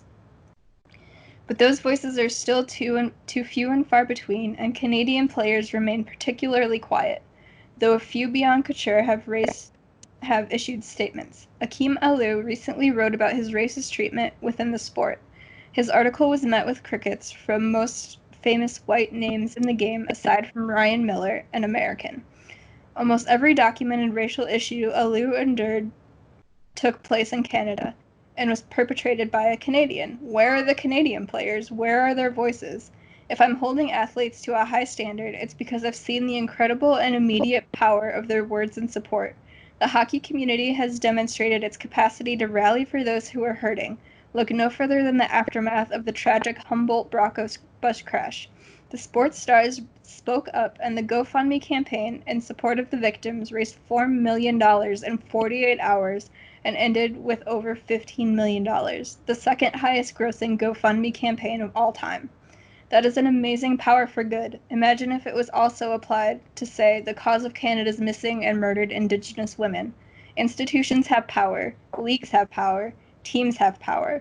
It was the NBA's decision to suspend play that reinforced the reality of the COVID-19 pandemic for many. The NFL took the Super Bowl away from Arizona in 1991 because they wouldn't recognize MLK Day as a holiday. The NBA refused to award Charlotte the 2017 All-Star Game until the discriminatory HB2 bathroom bill was repealed. There's no quick fix to any of these issues, but the long-term one must include those with power and privilege using it for good. If they aren't using their platforms to fight racism, then by default they're using their power to normalize it. In the wake of Floyd's death, friends and colleagues reached out to see how I was feeling. I've told them what I'll say here. I'm exhausted, and not only because of what happened to George Floyd. I've been conditioned my whole life to understand that I won't be treated equally. I learned it from the first time my father gave me the talk about keeping my hands at 10 and 2 when we pulled over for driving while black. It's a conversation I've rehearsed in my head for when the time comes to give it to my young son, robbing him of his innocence to hopefully prevent him from becoming the next hashtag. I'm exhausted because people who look like me are often the only ones that care enough to do or say something, even though we have the least amount of power to create change. I'm exhausted because racism isn't even a minority problem. It's the oppressor's problem. We just bear the awful consequences. I'm exhausted because, as Tyrone Edwards describes, systemic racism wears you down mentally. As Kathleen Newman Breeming wrote, it's our own permanent pandemic. How am I feeling? I wish Canadians cared about Black issues as much as they care about Black art, Black music, Black sports. If your deepest relationship to a Black person is on your playlist or fantasy team, you're part of the problem, because you're benefiting from Black success while not acknowledging that many Black people are living a nightmare, and some are no longer living at all. Imagine if everyone who flooded the streets when the Raptors won a championship last summer did so again to protest the number of Black lives lost due to gun violence. Imagine if everyone who took pride in the slogan, "We the North," also took pride in finding a solution for our First Nations communities who don't have clean running water or access to affordable, healthy food. Think about the message sends a journalist or an athlete like Evander Kane, or an executive like Masai Ujiri, or an artist like Drake, that you care about our work, but can't be bothered enough to care about our humanity. Which is why, like Kane, I'm going to challenge my own industry. If you work in sports media and make a living off the talent and ingenuity of Black athletes, the least you can do is use your journalistic skills and privilege to show that Black lives have equal value to your own. The least you can do is a lot more than 28 or 29 days in February to humanizing Black people. So salute to Evander Kane for saying what nobody else in his sport was willing to say. He's tired, I'm tired, and it would be nice to rest on the support of others for once. Finished. Wow. Yeah. I'm so glad that other people are good with words and can put them together well, because I'm not eloquent. I can't string words together and articulate myself in a way that sounds good. Mm-hmm. But I'm grateful for people like him and like you and all the other writers out there that can put coherent words together that actually mean something. And I think that that was an article. Mm-hmm. That article was severely needed, and he Yeah. said a lot of things that needed to be said. Yeah, I read that earlier today and it just kind of blew my mind. Yeah. It's like you feel every single emotion while reading through it. Mm-hmm. And it Absolutely. really is crazy that it's taken this long and such a worldwide news story for their white counterparts to step in and actually start saying things about racial injustice. That's just it. There's so many things that have happened before George Floyd that it makes it sound so insincere when you come out and just talk about your outrage about him. Like, Right. I understand, yes, obviously everyone's outraged because of his case, but so many things have happened before this and they've gotten not as much news coverage, but they've been covered. Like, Mm-hmm. if you don't know about them, you're willfully ignoring it. You're Right. shutting it out of your life and you're not paying attention. If you're not paying attention, you're part of the problem. Like, you have to be involved in one way or another, or you are Mm-hmm. contributing to the issue. And Absolutely. so many people just don't want to get involved because it doesn't directly affect them. It's just, it doesn't make any sense. Not And I even a mean, little bit. yeah, it's hard. It's supposed to be hard because you've been taught your whole life these subtle racist things, you know? You have Mm-hmm. to unlearn a lot of what you've been taught and you have to be willing to put in that effort. But Absolutely. It's it's because personal of work. yeah, it's because of putting in that effort that things will change and the the city, the state, the country you live in that you love will become better. You have to That's be willing kind of the to do point of your part. protest. Right. That's the entire point. That's part of American history. Protest to improve your country. It's not anti-American. It is the definition of being a patriot. To protest to improve your fucking country. Protests have made every notable change in this country. This isn't a new thing. It's not a black person thing. No, absolutely not. And it's being made out like it is, which is just even more infuriating on a whole different scale. It's mind-blowing. So after those statements, then there were a couple of statements from white players, and then they kind of started pouring in. Oh yeah, there was a big old tidal wave of some copy and paste bullshit. Oh yeah, so I will read Jonathan Taves' statement, since he is our captain and also was one of the first guys who is a white hockey player to type out more than just like, yeah, this is bad, Black Lives Matter. Right, yeah. So I'll read his statement. This was from his Instagram account. He said, "A lot of people may claim these riots and acts of destruction are a terrible response. I'll be the first to admit that as a white male, that was also my first reaction.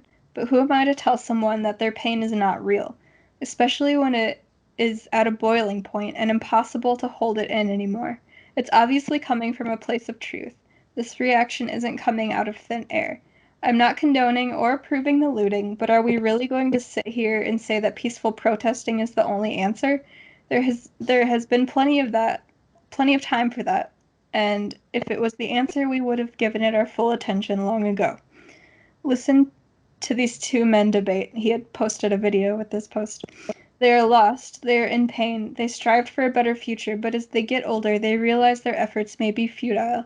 They don't know the answer for how to solve this problem or for the next generation of black women and men. This breaks my heart.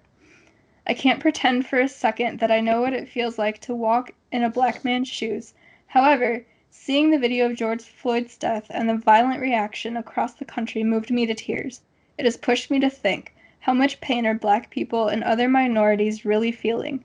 What have Native American people dealt with in both Canada and the U.S.? What is it really like to grow up in their world? Where am I ignorant about the privileges that I may have that others don't? Compassion to me is at least trying to feel and understand what someone else is going through. For just a moment, maybe, I can try to see the world through their eyes.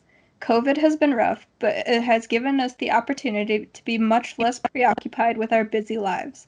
We can no longer distract ourselves from the truth of what is going on. My message isn't for black people and what they should do going forward. My message is to the white people to open our eyes and our hearts. That's the only choice we have, otherwise this will continue. Let's choose to fight hate and fear with love and awareness. Ask not what you can do for me, but what can I do for you? Be the one to make the first move. In the end, love conquers all. Hashtag Black Lives Matter." That's my captain. Hell yeah. So, Taves has always been kind of an introspective and smart dude, but I didn't expect him to make a statement, and I don't really know why. Me, and I think that just has a lot to do with hockey culture and the whole stigma of just staying silent about everything because you're just a robot that plays hockey, and you shouldn't have an opinion on anything, and you shouldn't have a personality, and you shouldn't have a personal life, and it should all just be hockey on the ice. That's it. That's all you're here for. Right. But the fact that he took the time to actually put together a well thought out statement that made great points and brought up compassion and actually said Black Lives Matter, and just it seemed like it was actually from the heart and wasn't just a copy and paste bullshit PR statement that you saw so many of. Yeah, and especially coming from the captain of one of the most successful franchises in recent history, I think it means a lot for him to come out and say that. Absolutely. He even hopped on an Instagram Live with Kevin Weeks the other day, too, to talk about it. I heard about that, but I didn't hear what actually came of it. Yeah, I didn't get to watch it, but I thought that was interesting because Kevin's a former NHL player, and he's on NHL Network now, and he was a black player in the league, so I don't know.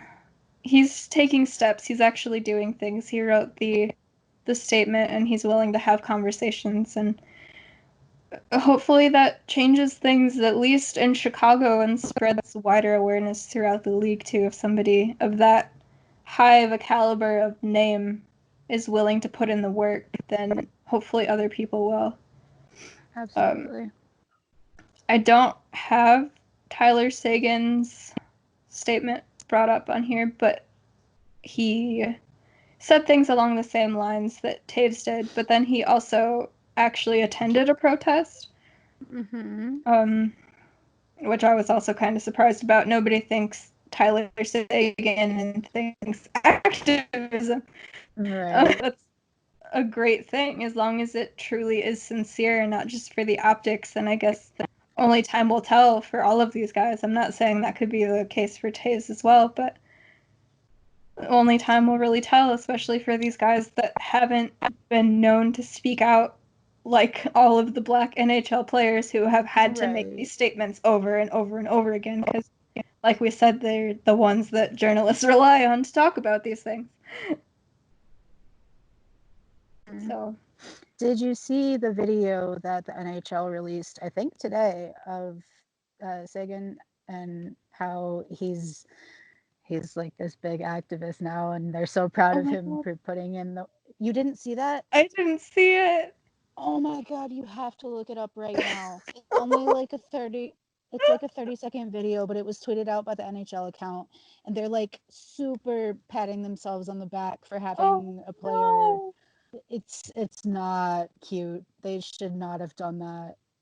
Oh my god, okay, I have to look this up. Yes, it's awesome that he went to the protest, and I don't believe that he did that just for optics, but the way that they made this video super makes it optical only. Okay.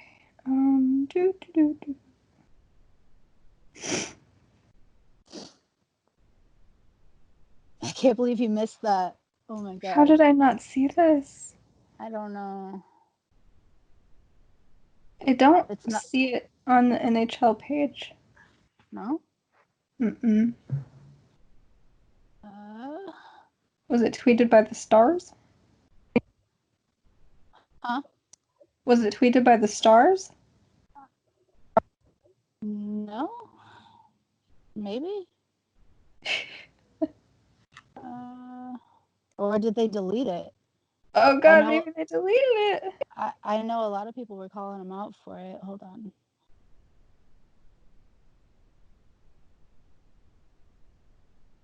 Yeah, I don't see anything on the Stars page either. Okay, now I just have to search Tyler Sagan. I'm sure there's still tweets about it. Yeah, there has to be. I wonder if they deleted it. Like I said, I know a lot of people were calling him out about it. But... Latest. Let's see.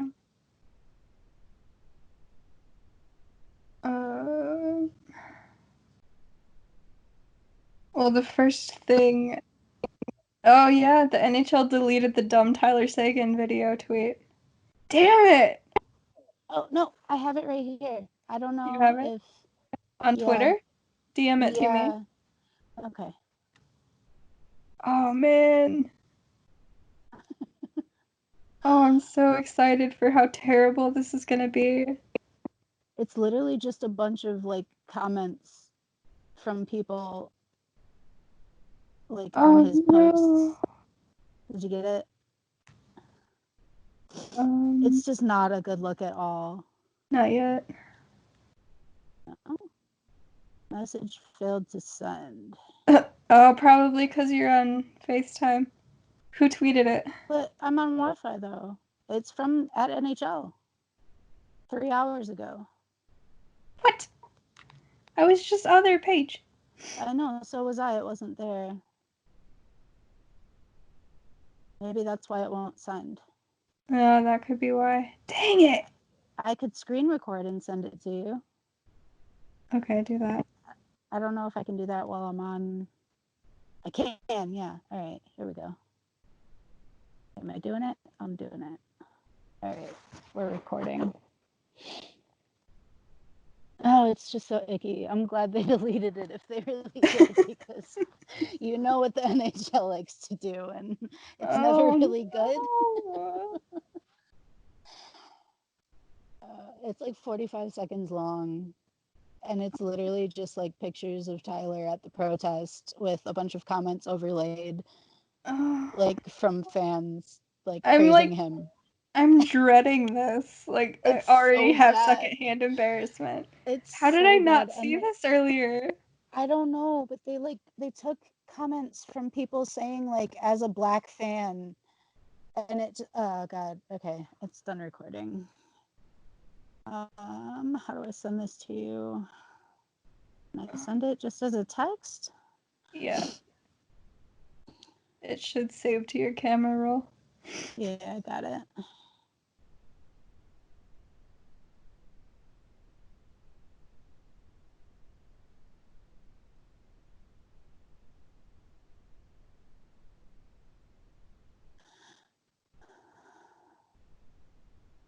Ooh, it's raining a lot again.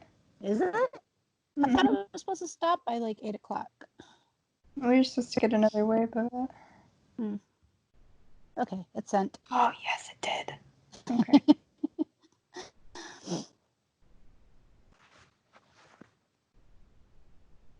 I didn't record it with sound because, you know, it's just like that uplifting music in the background.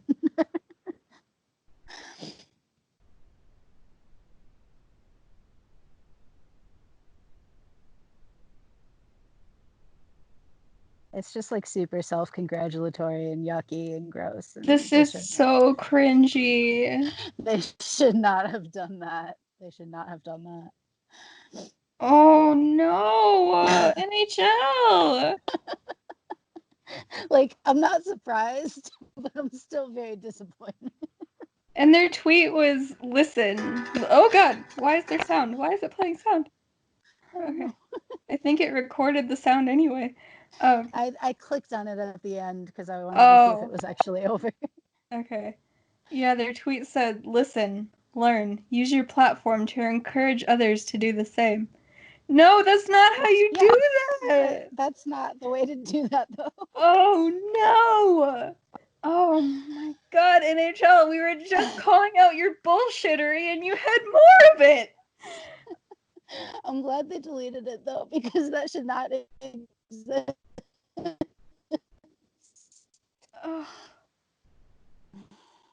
Oh my gosh.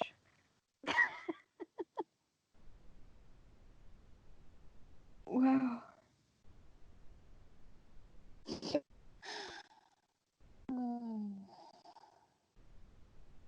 I just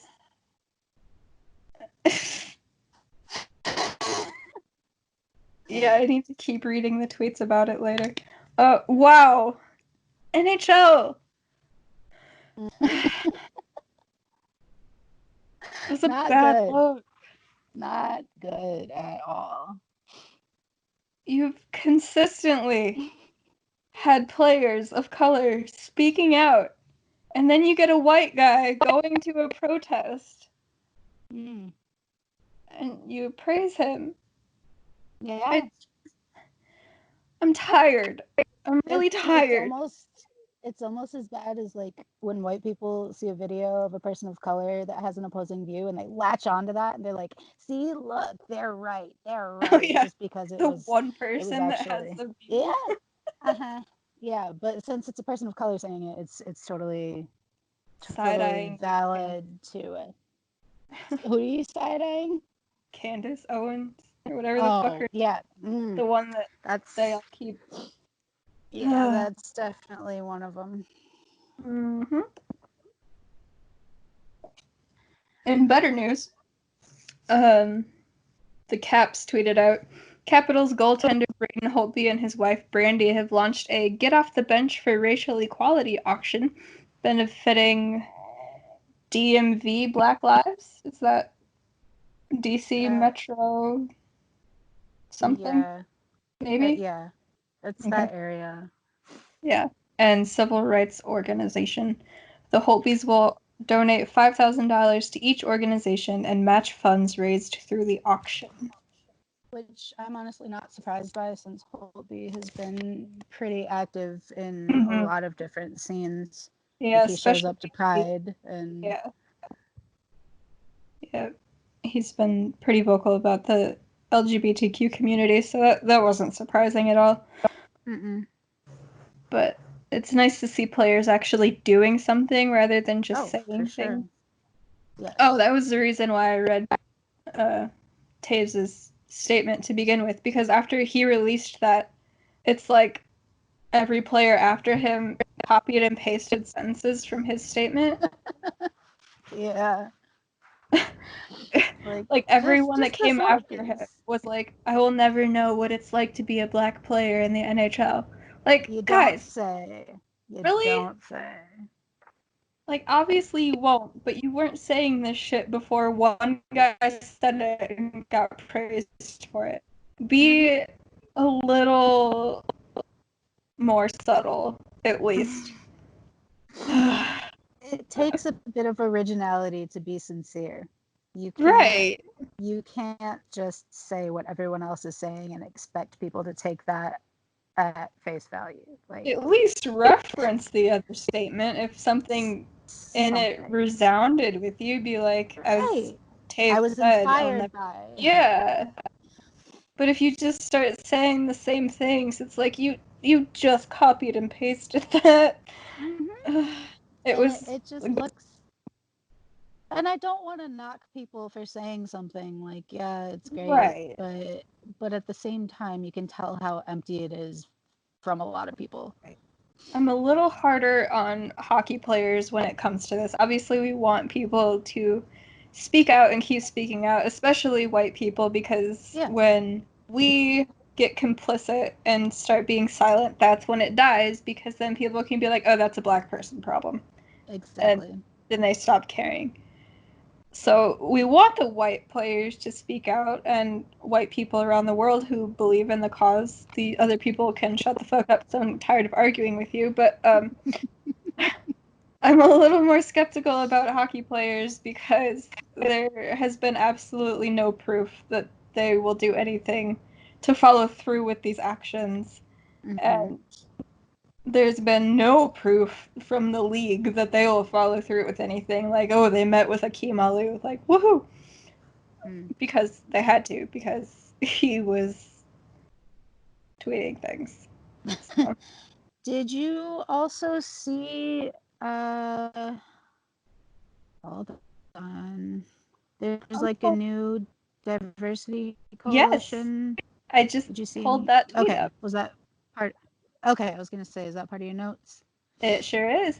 That's my next one. Nice segue. Hell yeah. So there was a press release sent out June 8th. So that was yesterday. That's why I originally said we should have recorded yesterday, and then I was doing a work thing, so I didn't. Gotcha.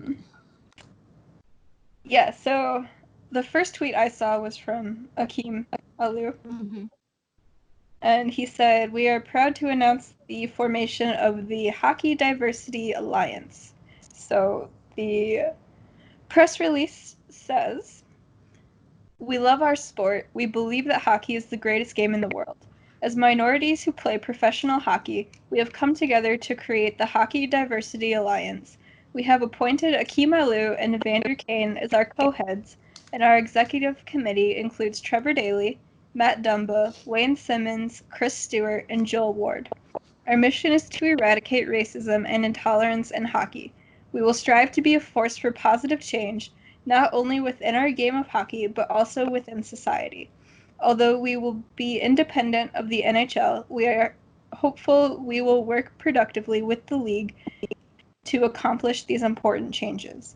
We believe in the importance of accountability and developing inclusivity and diversity for all involved in our sport, including fans and the league office. We will promote diversity at all levels of the game through community outreach and engagement with youth, and will endeavor to make the game more affordable and accessible. We will also focus on educating the hockey community about the racism issues confronting the sport. While we will be launching a I skipped a line. While advocating for acceptance and equality, we have partnered with a charitable fiscal sponsor and will be launching a charitable division in the coming weeks to assist in achieving our objectives. In creating our alliance, we are confident we can inspire a new generation of hockey players and fans. We are hopeful that anyone who puts on skates or sits in the stands will do so without worrying about race, gender, or socioeconomic background, and will be able to express their culture, identity, values, and personality without fear of retribution. We are united in our efforts and promise to work tirelessly to bring the change our sport and society needs. Yours truly, Akim Aliu, Evander Kane, Trevor Daley, Matt Dumba, Wayne Simmonds, Chris Stewart, and Joel Ward. Whew. Mm-hmm. Which I think is amazing, but absolutely. Again, if I'm going to criticize anything, the onus once again falls on players of color to take any matter. This could have been years ago or even months ago by the NHL, but it wasn't, and that's why I have no fucking faith in this league. And then they tweet out that goddamn Sagan video today. I'm like, what the fuck is wrong with you? Keep finding creative ways to fuck up. Yeah, it's expected from this league, honestly. It is, and that's the worst part. Like, who is at fault for this? Obviously, it's the quote-unquote hockey culture that controls a lot of it, but there's people at the top, and they just keep approving this bullshit. Obviously, they have zero diversity in their office. But I just who want to know says who approved that video? somebody had to put it together? Oh, it's not good. Not good. Like, somebody had to come up with the idea. Somebody had to put it together. It had to go through approval, and somebody had to post it. And I doubt all four of those people were the same because it's the NHL and they have money for a marketing department and not one marketing person. And the fact that they have all of this going on the day after this Hockey Diversity Alliance is announced, they promote Sagan. What are you doing? What in the sweet fuck goes through your minds? Okay. I'm not usually this person. Oh no. No, it's okay. I'm gonna try to play devil's advocate. Maybe try to see it from their point. Like maybe if they glorify this white guy that's doing it to their fan base, well, to their fan base, because their fan base obviously doesn't give a fuck about people of color. They're not going to listen to a black person saying what the problem is. Yeah. So maybe, God, I hope from their point of view that was what they were trying to do, is to reach out to their fan base who will only listen to a white guy. Like obviously he's still going to get hella criticism and backlash and all of that, but maybe, just maybe, him being a white guy would reach people that a person of color saying the same things or doing the same things wouldn't. Yeah. And I don't know for a fact that that's what they were thinking, and I don't in any way approve of this video, but I'm trying so hard to find a reason to why they thought this was a good idea. And I am reaching right now. Yes, I'm going to agree with you because I am very stupid and like to believe that people are inherently good, and I want to think that they put that much thought into it. But this is the NHL. I'm reaching. Like, you just put so many more brain cells in their hypothetical brain that I don't think they have. Probably they not. saw one of their white players at a protest and said, yep, that one. That's the one. That's the one. Not Anthony Duclair out there protesting. No. And I get the angle because of their white following to use their white guy. But it's not with zero other actions that they take, it leaves a very bad taste in your mouth. Absolutely. Especially the day after this alliance. It's the day after. Yep, just completely disregard. It doesn't matter. Just look at this white guy marching. Yeah. They could have done the thing we've been bashing them for this whole episode and put one of their black analysts on a Zoom call with one of these guys from the Alliance to talk about it. Mm-hmm. And, you know, at least spread awareness that it's a thing for people who aren't on Twitter. But no, they're gonna pictures of Sagan and comments praising him. Mm-hmm. Not they could have done this with any player.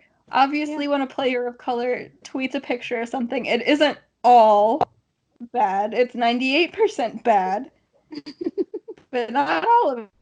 They could have looked for some good comments in there and done that.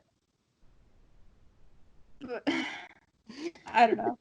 If they would have at least done both things, I would have been more okay with it. But they didn't. Yeah. No. It's just really not a good look at all. It's super self-congratulatory. Yeah, they should have done nothing at all. It was all good press. And then they ruined it by being absolute fuckwads. They fucking killed it. All you had to do was nothing. You literally had to do the least possible amount of effort to not fuck up. Mm-hmm. You put effort into fucking up. And nobody along the way mentioned maybe this is a bad idea? Apparently not. They need to hire better people for their marketing department. But, we've been saying that for years. I mean, they're just bad at marketing, even their own game. How are they going to do this right? Exactly. It's tiring. It's tiring. And then there was an even better update, at least, to come from that. So a lot of people saw the initial crew and were like, those are all men. Obviously, not just men play hockey. Right. But Soroya Tinker, who is a player for the NWHL Rivets, she tweeted yesterday that Evander Kane reached out to her and they're going to be bringing on more voices. That was just their initial crew. So beautiful. That's really cool. They're going to include some women hockey players as well. Women of color. Women of color. Indeed. And then to put the final bow on this episode, before I left, before our recording to go get dinner, I was scrolling through Twitter, and a tweet from the Seattle account popped up. Did you see it? I did not. I saw that you interacted with it. I did not look at the actual tweet. Oh, okay. So they said, as we continue to educate ourselves and support efforts to end systemic racism, we put together a resource guide to help drive the conversations about racial inequities. Though not comprehensive, it's a starting point that will evolve along with us. And then they posted a link, and it's a bit.ly link, so it's shortened, but it's bit.ly BLM 2020 Seattle. So I clicked it. I was like, oh dear, what have they done?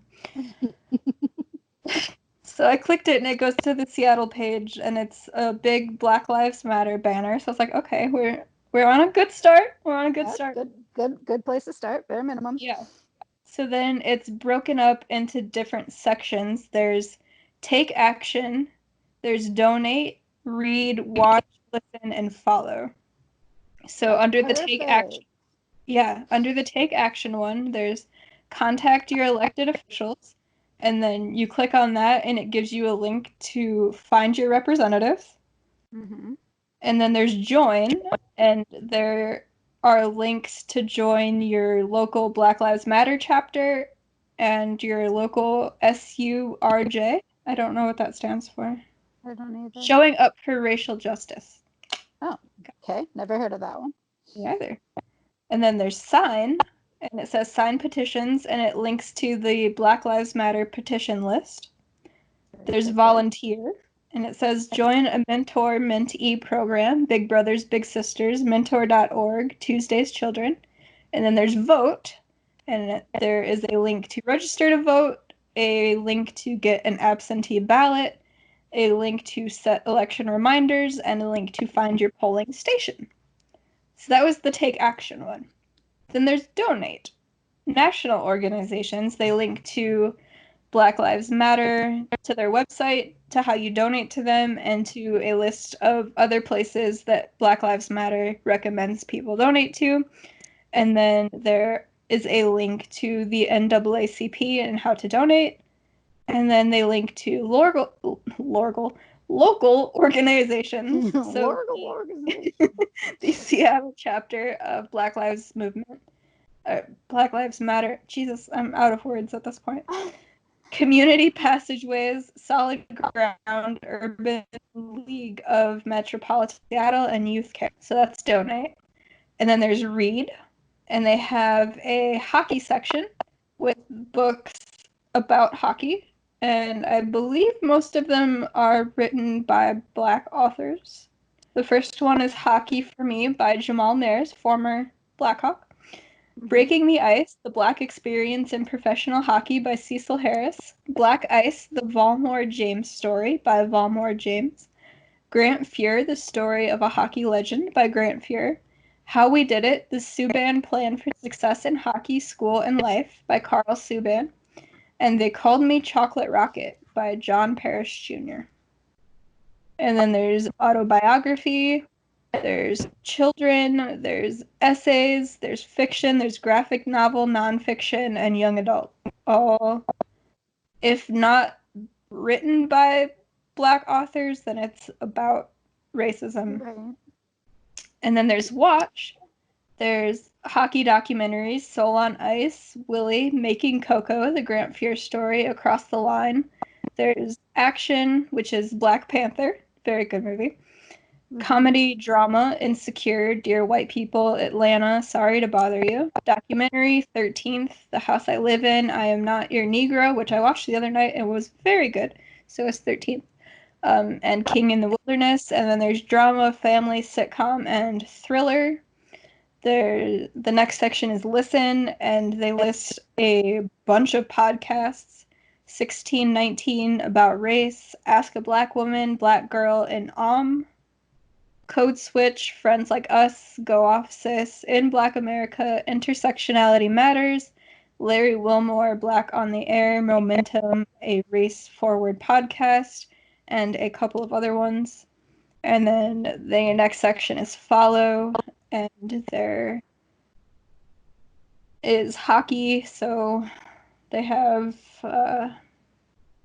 ambassadors, NHL alumni, people in the NHL, women's hockey, Black players, media members, hockey community.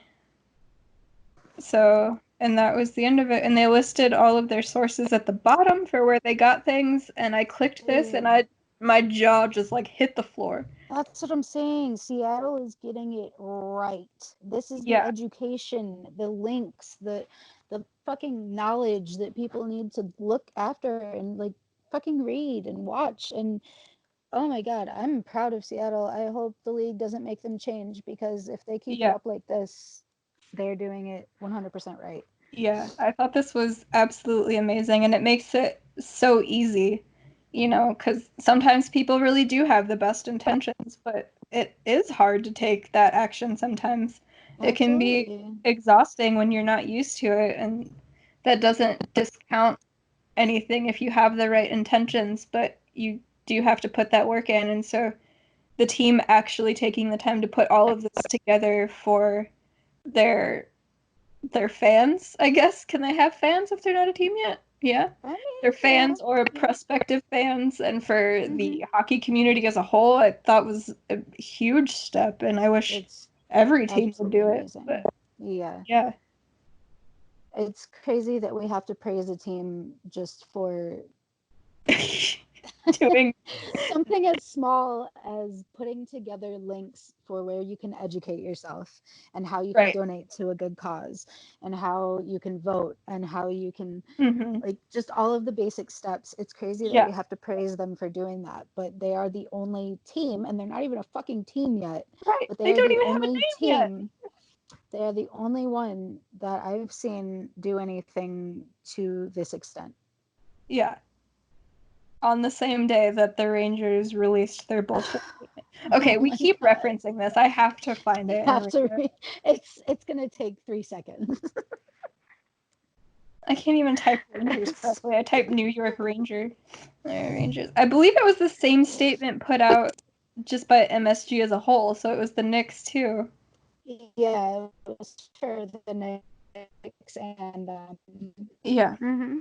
So it encompasses 2 teams, an original 6 NHL team, one of the most well-known teams in the world, and one of the most well-known cities in the country and the world. And this is their statement.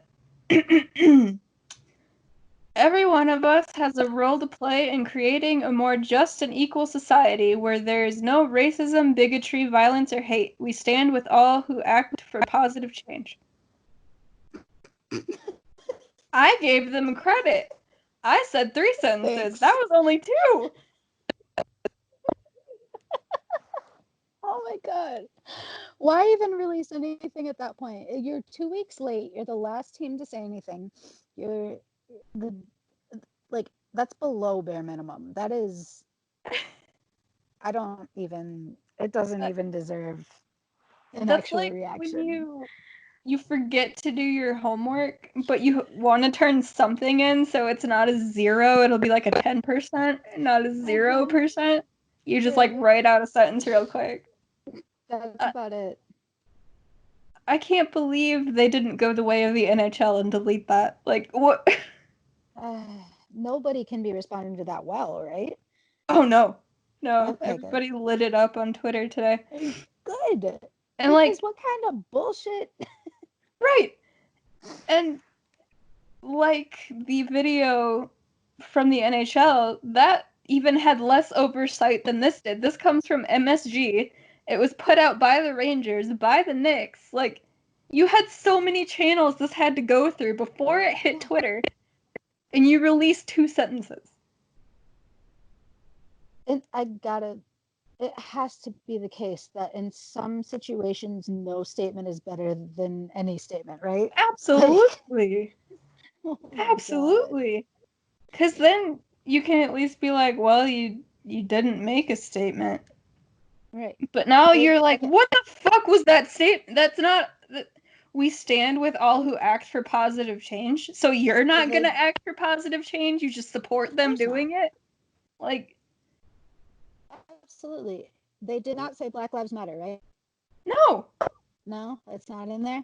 They have a known racist on their team, Tony D'Angelo, call you the fuck out. And Keandre Miller is their prospect. Why would he want to play for you? First of all, he joins your Zoom call to talk about signing his contract, gets bombarded with being called the N-word from your fans, and then when every other team is making statements, not including the Islanders for thanking law enforcement, I forgot about that.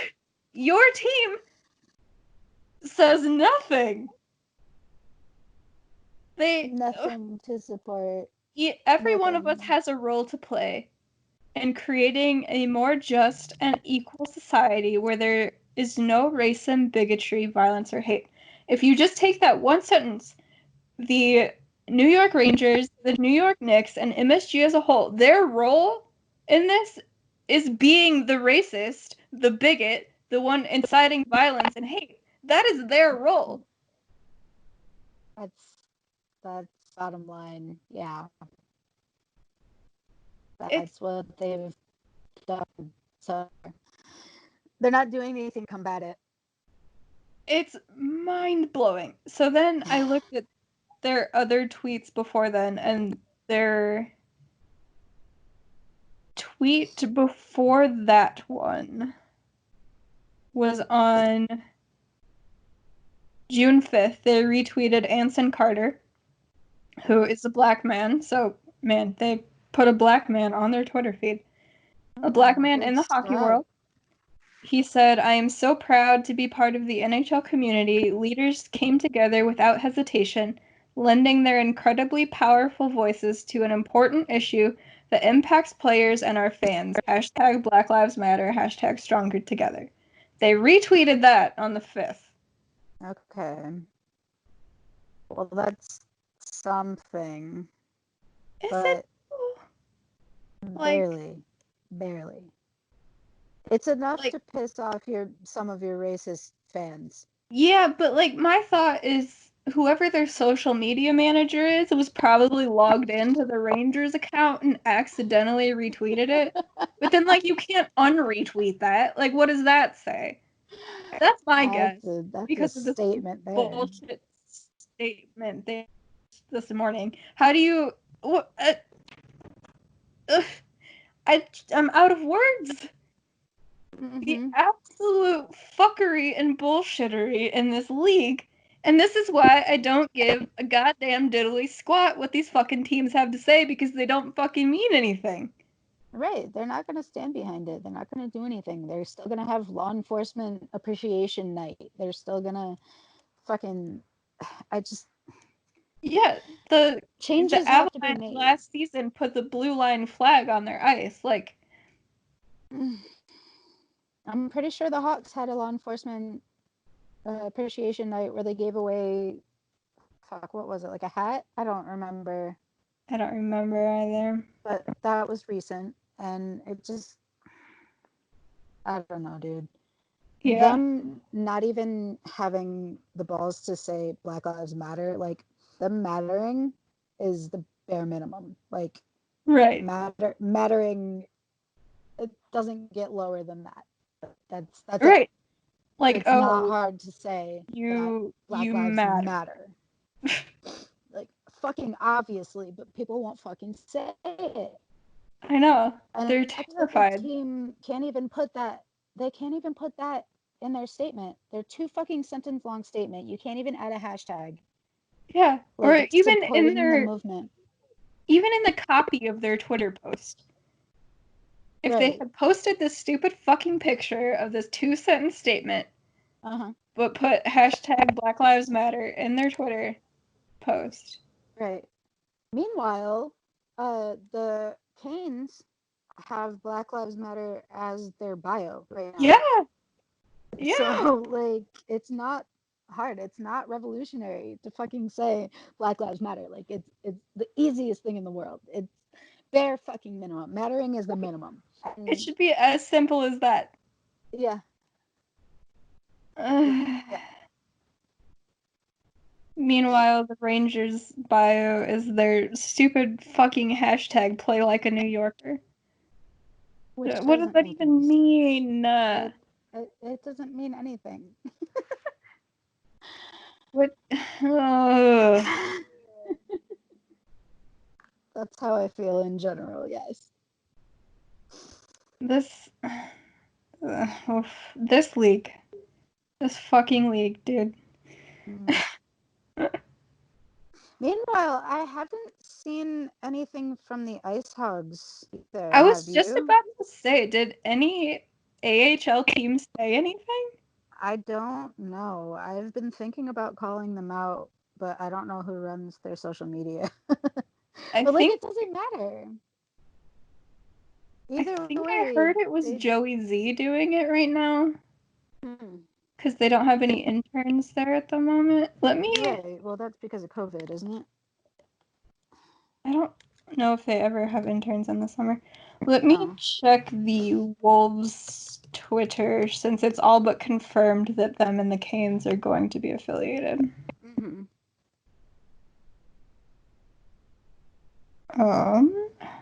I don't expect anything from an AHL team, but it would be really nice to see.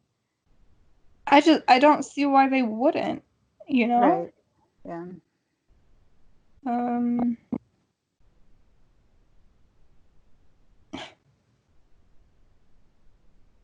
Jesus, they tweet a lot. The Wolves? Yeah. Huh. They have... My power's flickering. Yeah, mine did the same thing. Okay. They have a tweet for National Cancer Survivors Day, which was on the 7th.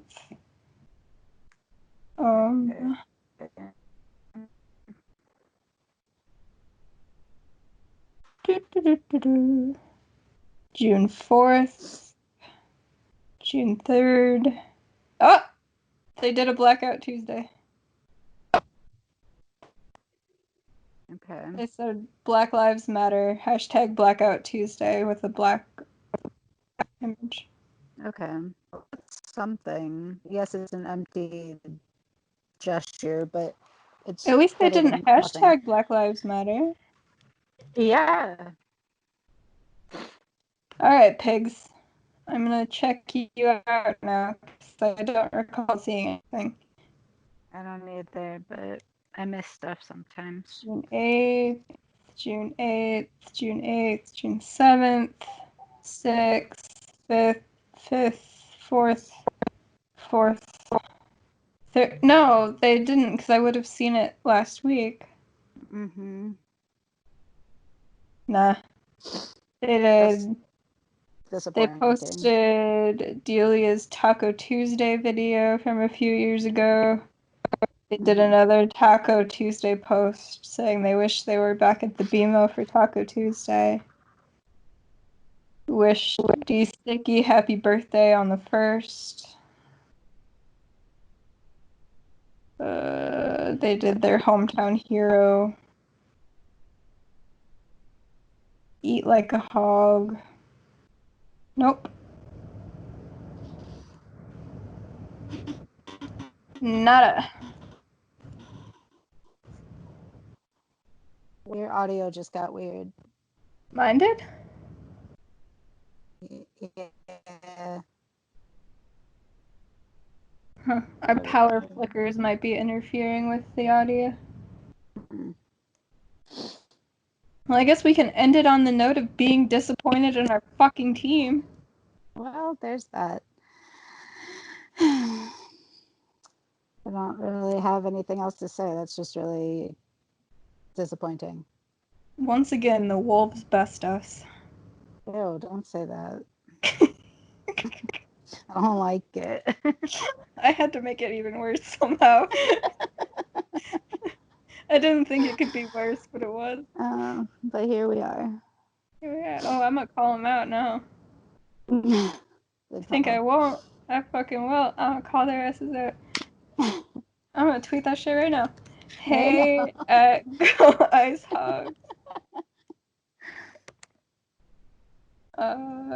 No Black Lives Matter statement. Let's see.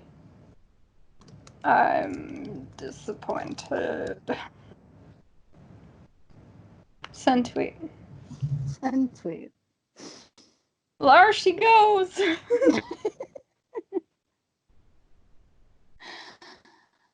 Oh, that just made me so much more depressed than I was by ending it on a good note with Seattle.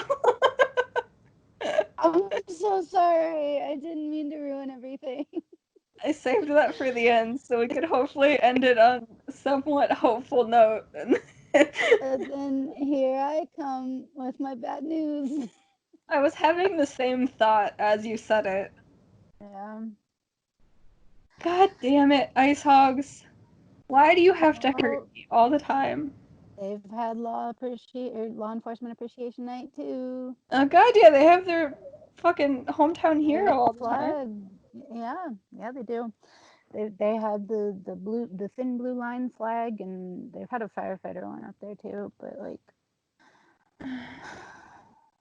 it's not surprising with the demographic of hockey fans in Rockford. Oh no, not at all. But still, they deserve to be Oh, he's called not out. gonna listen to this. Like that fucking season ticket holder I keep arguing with. There were two of them! Yeah, There were it's two of so them! I easy got to blocked do. by one and called a dyke. That was fun. Yeah, that's always great. The day before Pride Month started. Oh, yeah. And then there's the other one who's not nearly as aggressive, but he's still replying to shit. God damn it.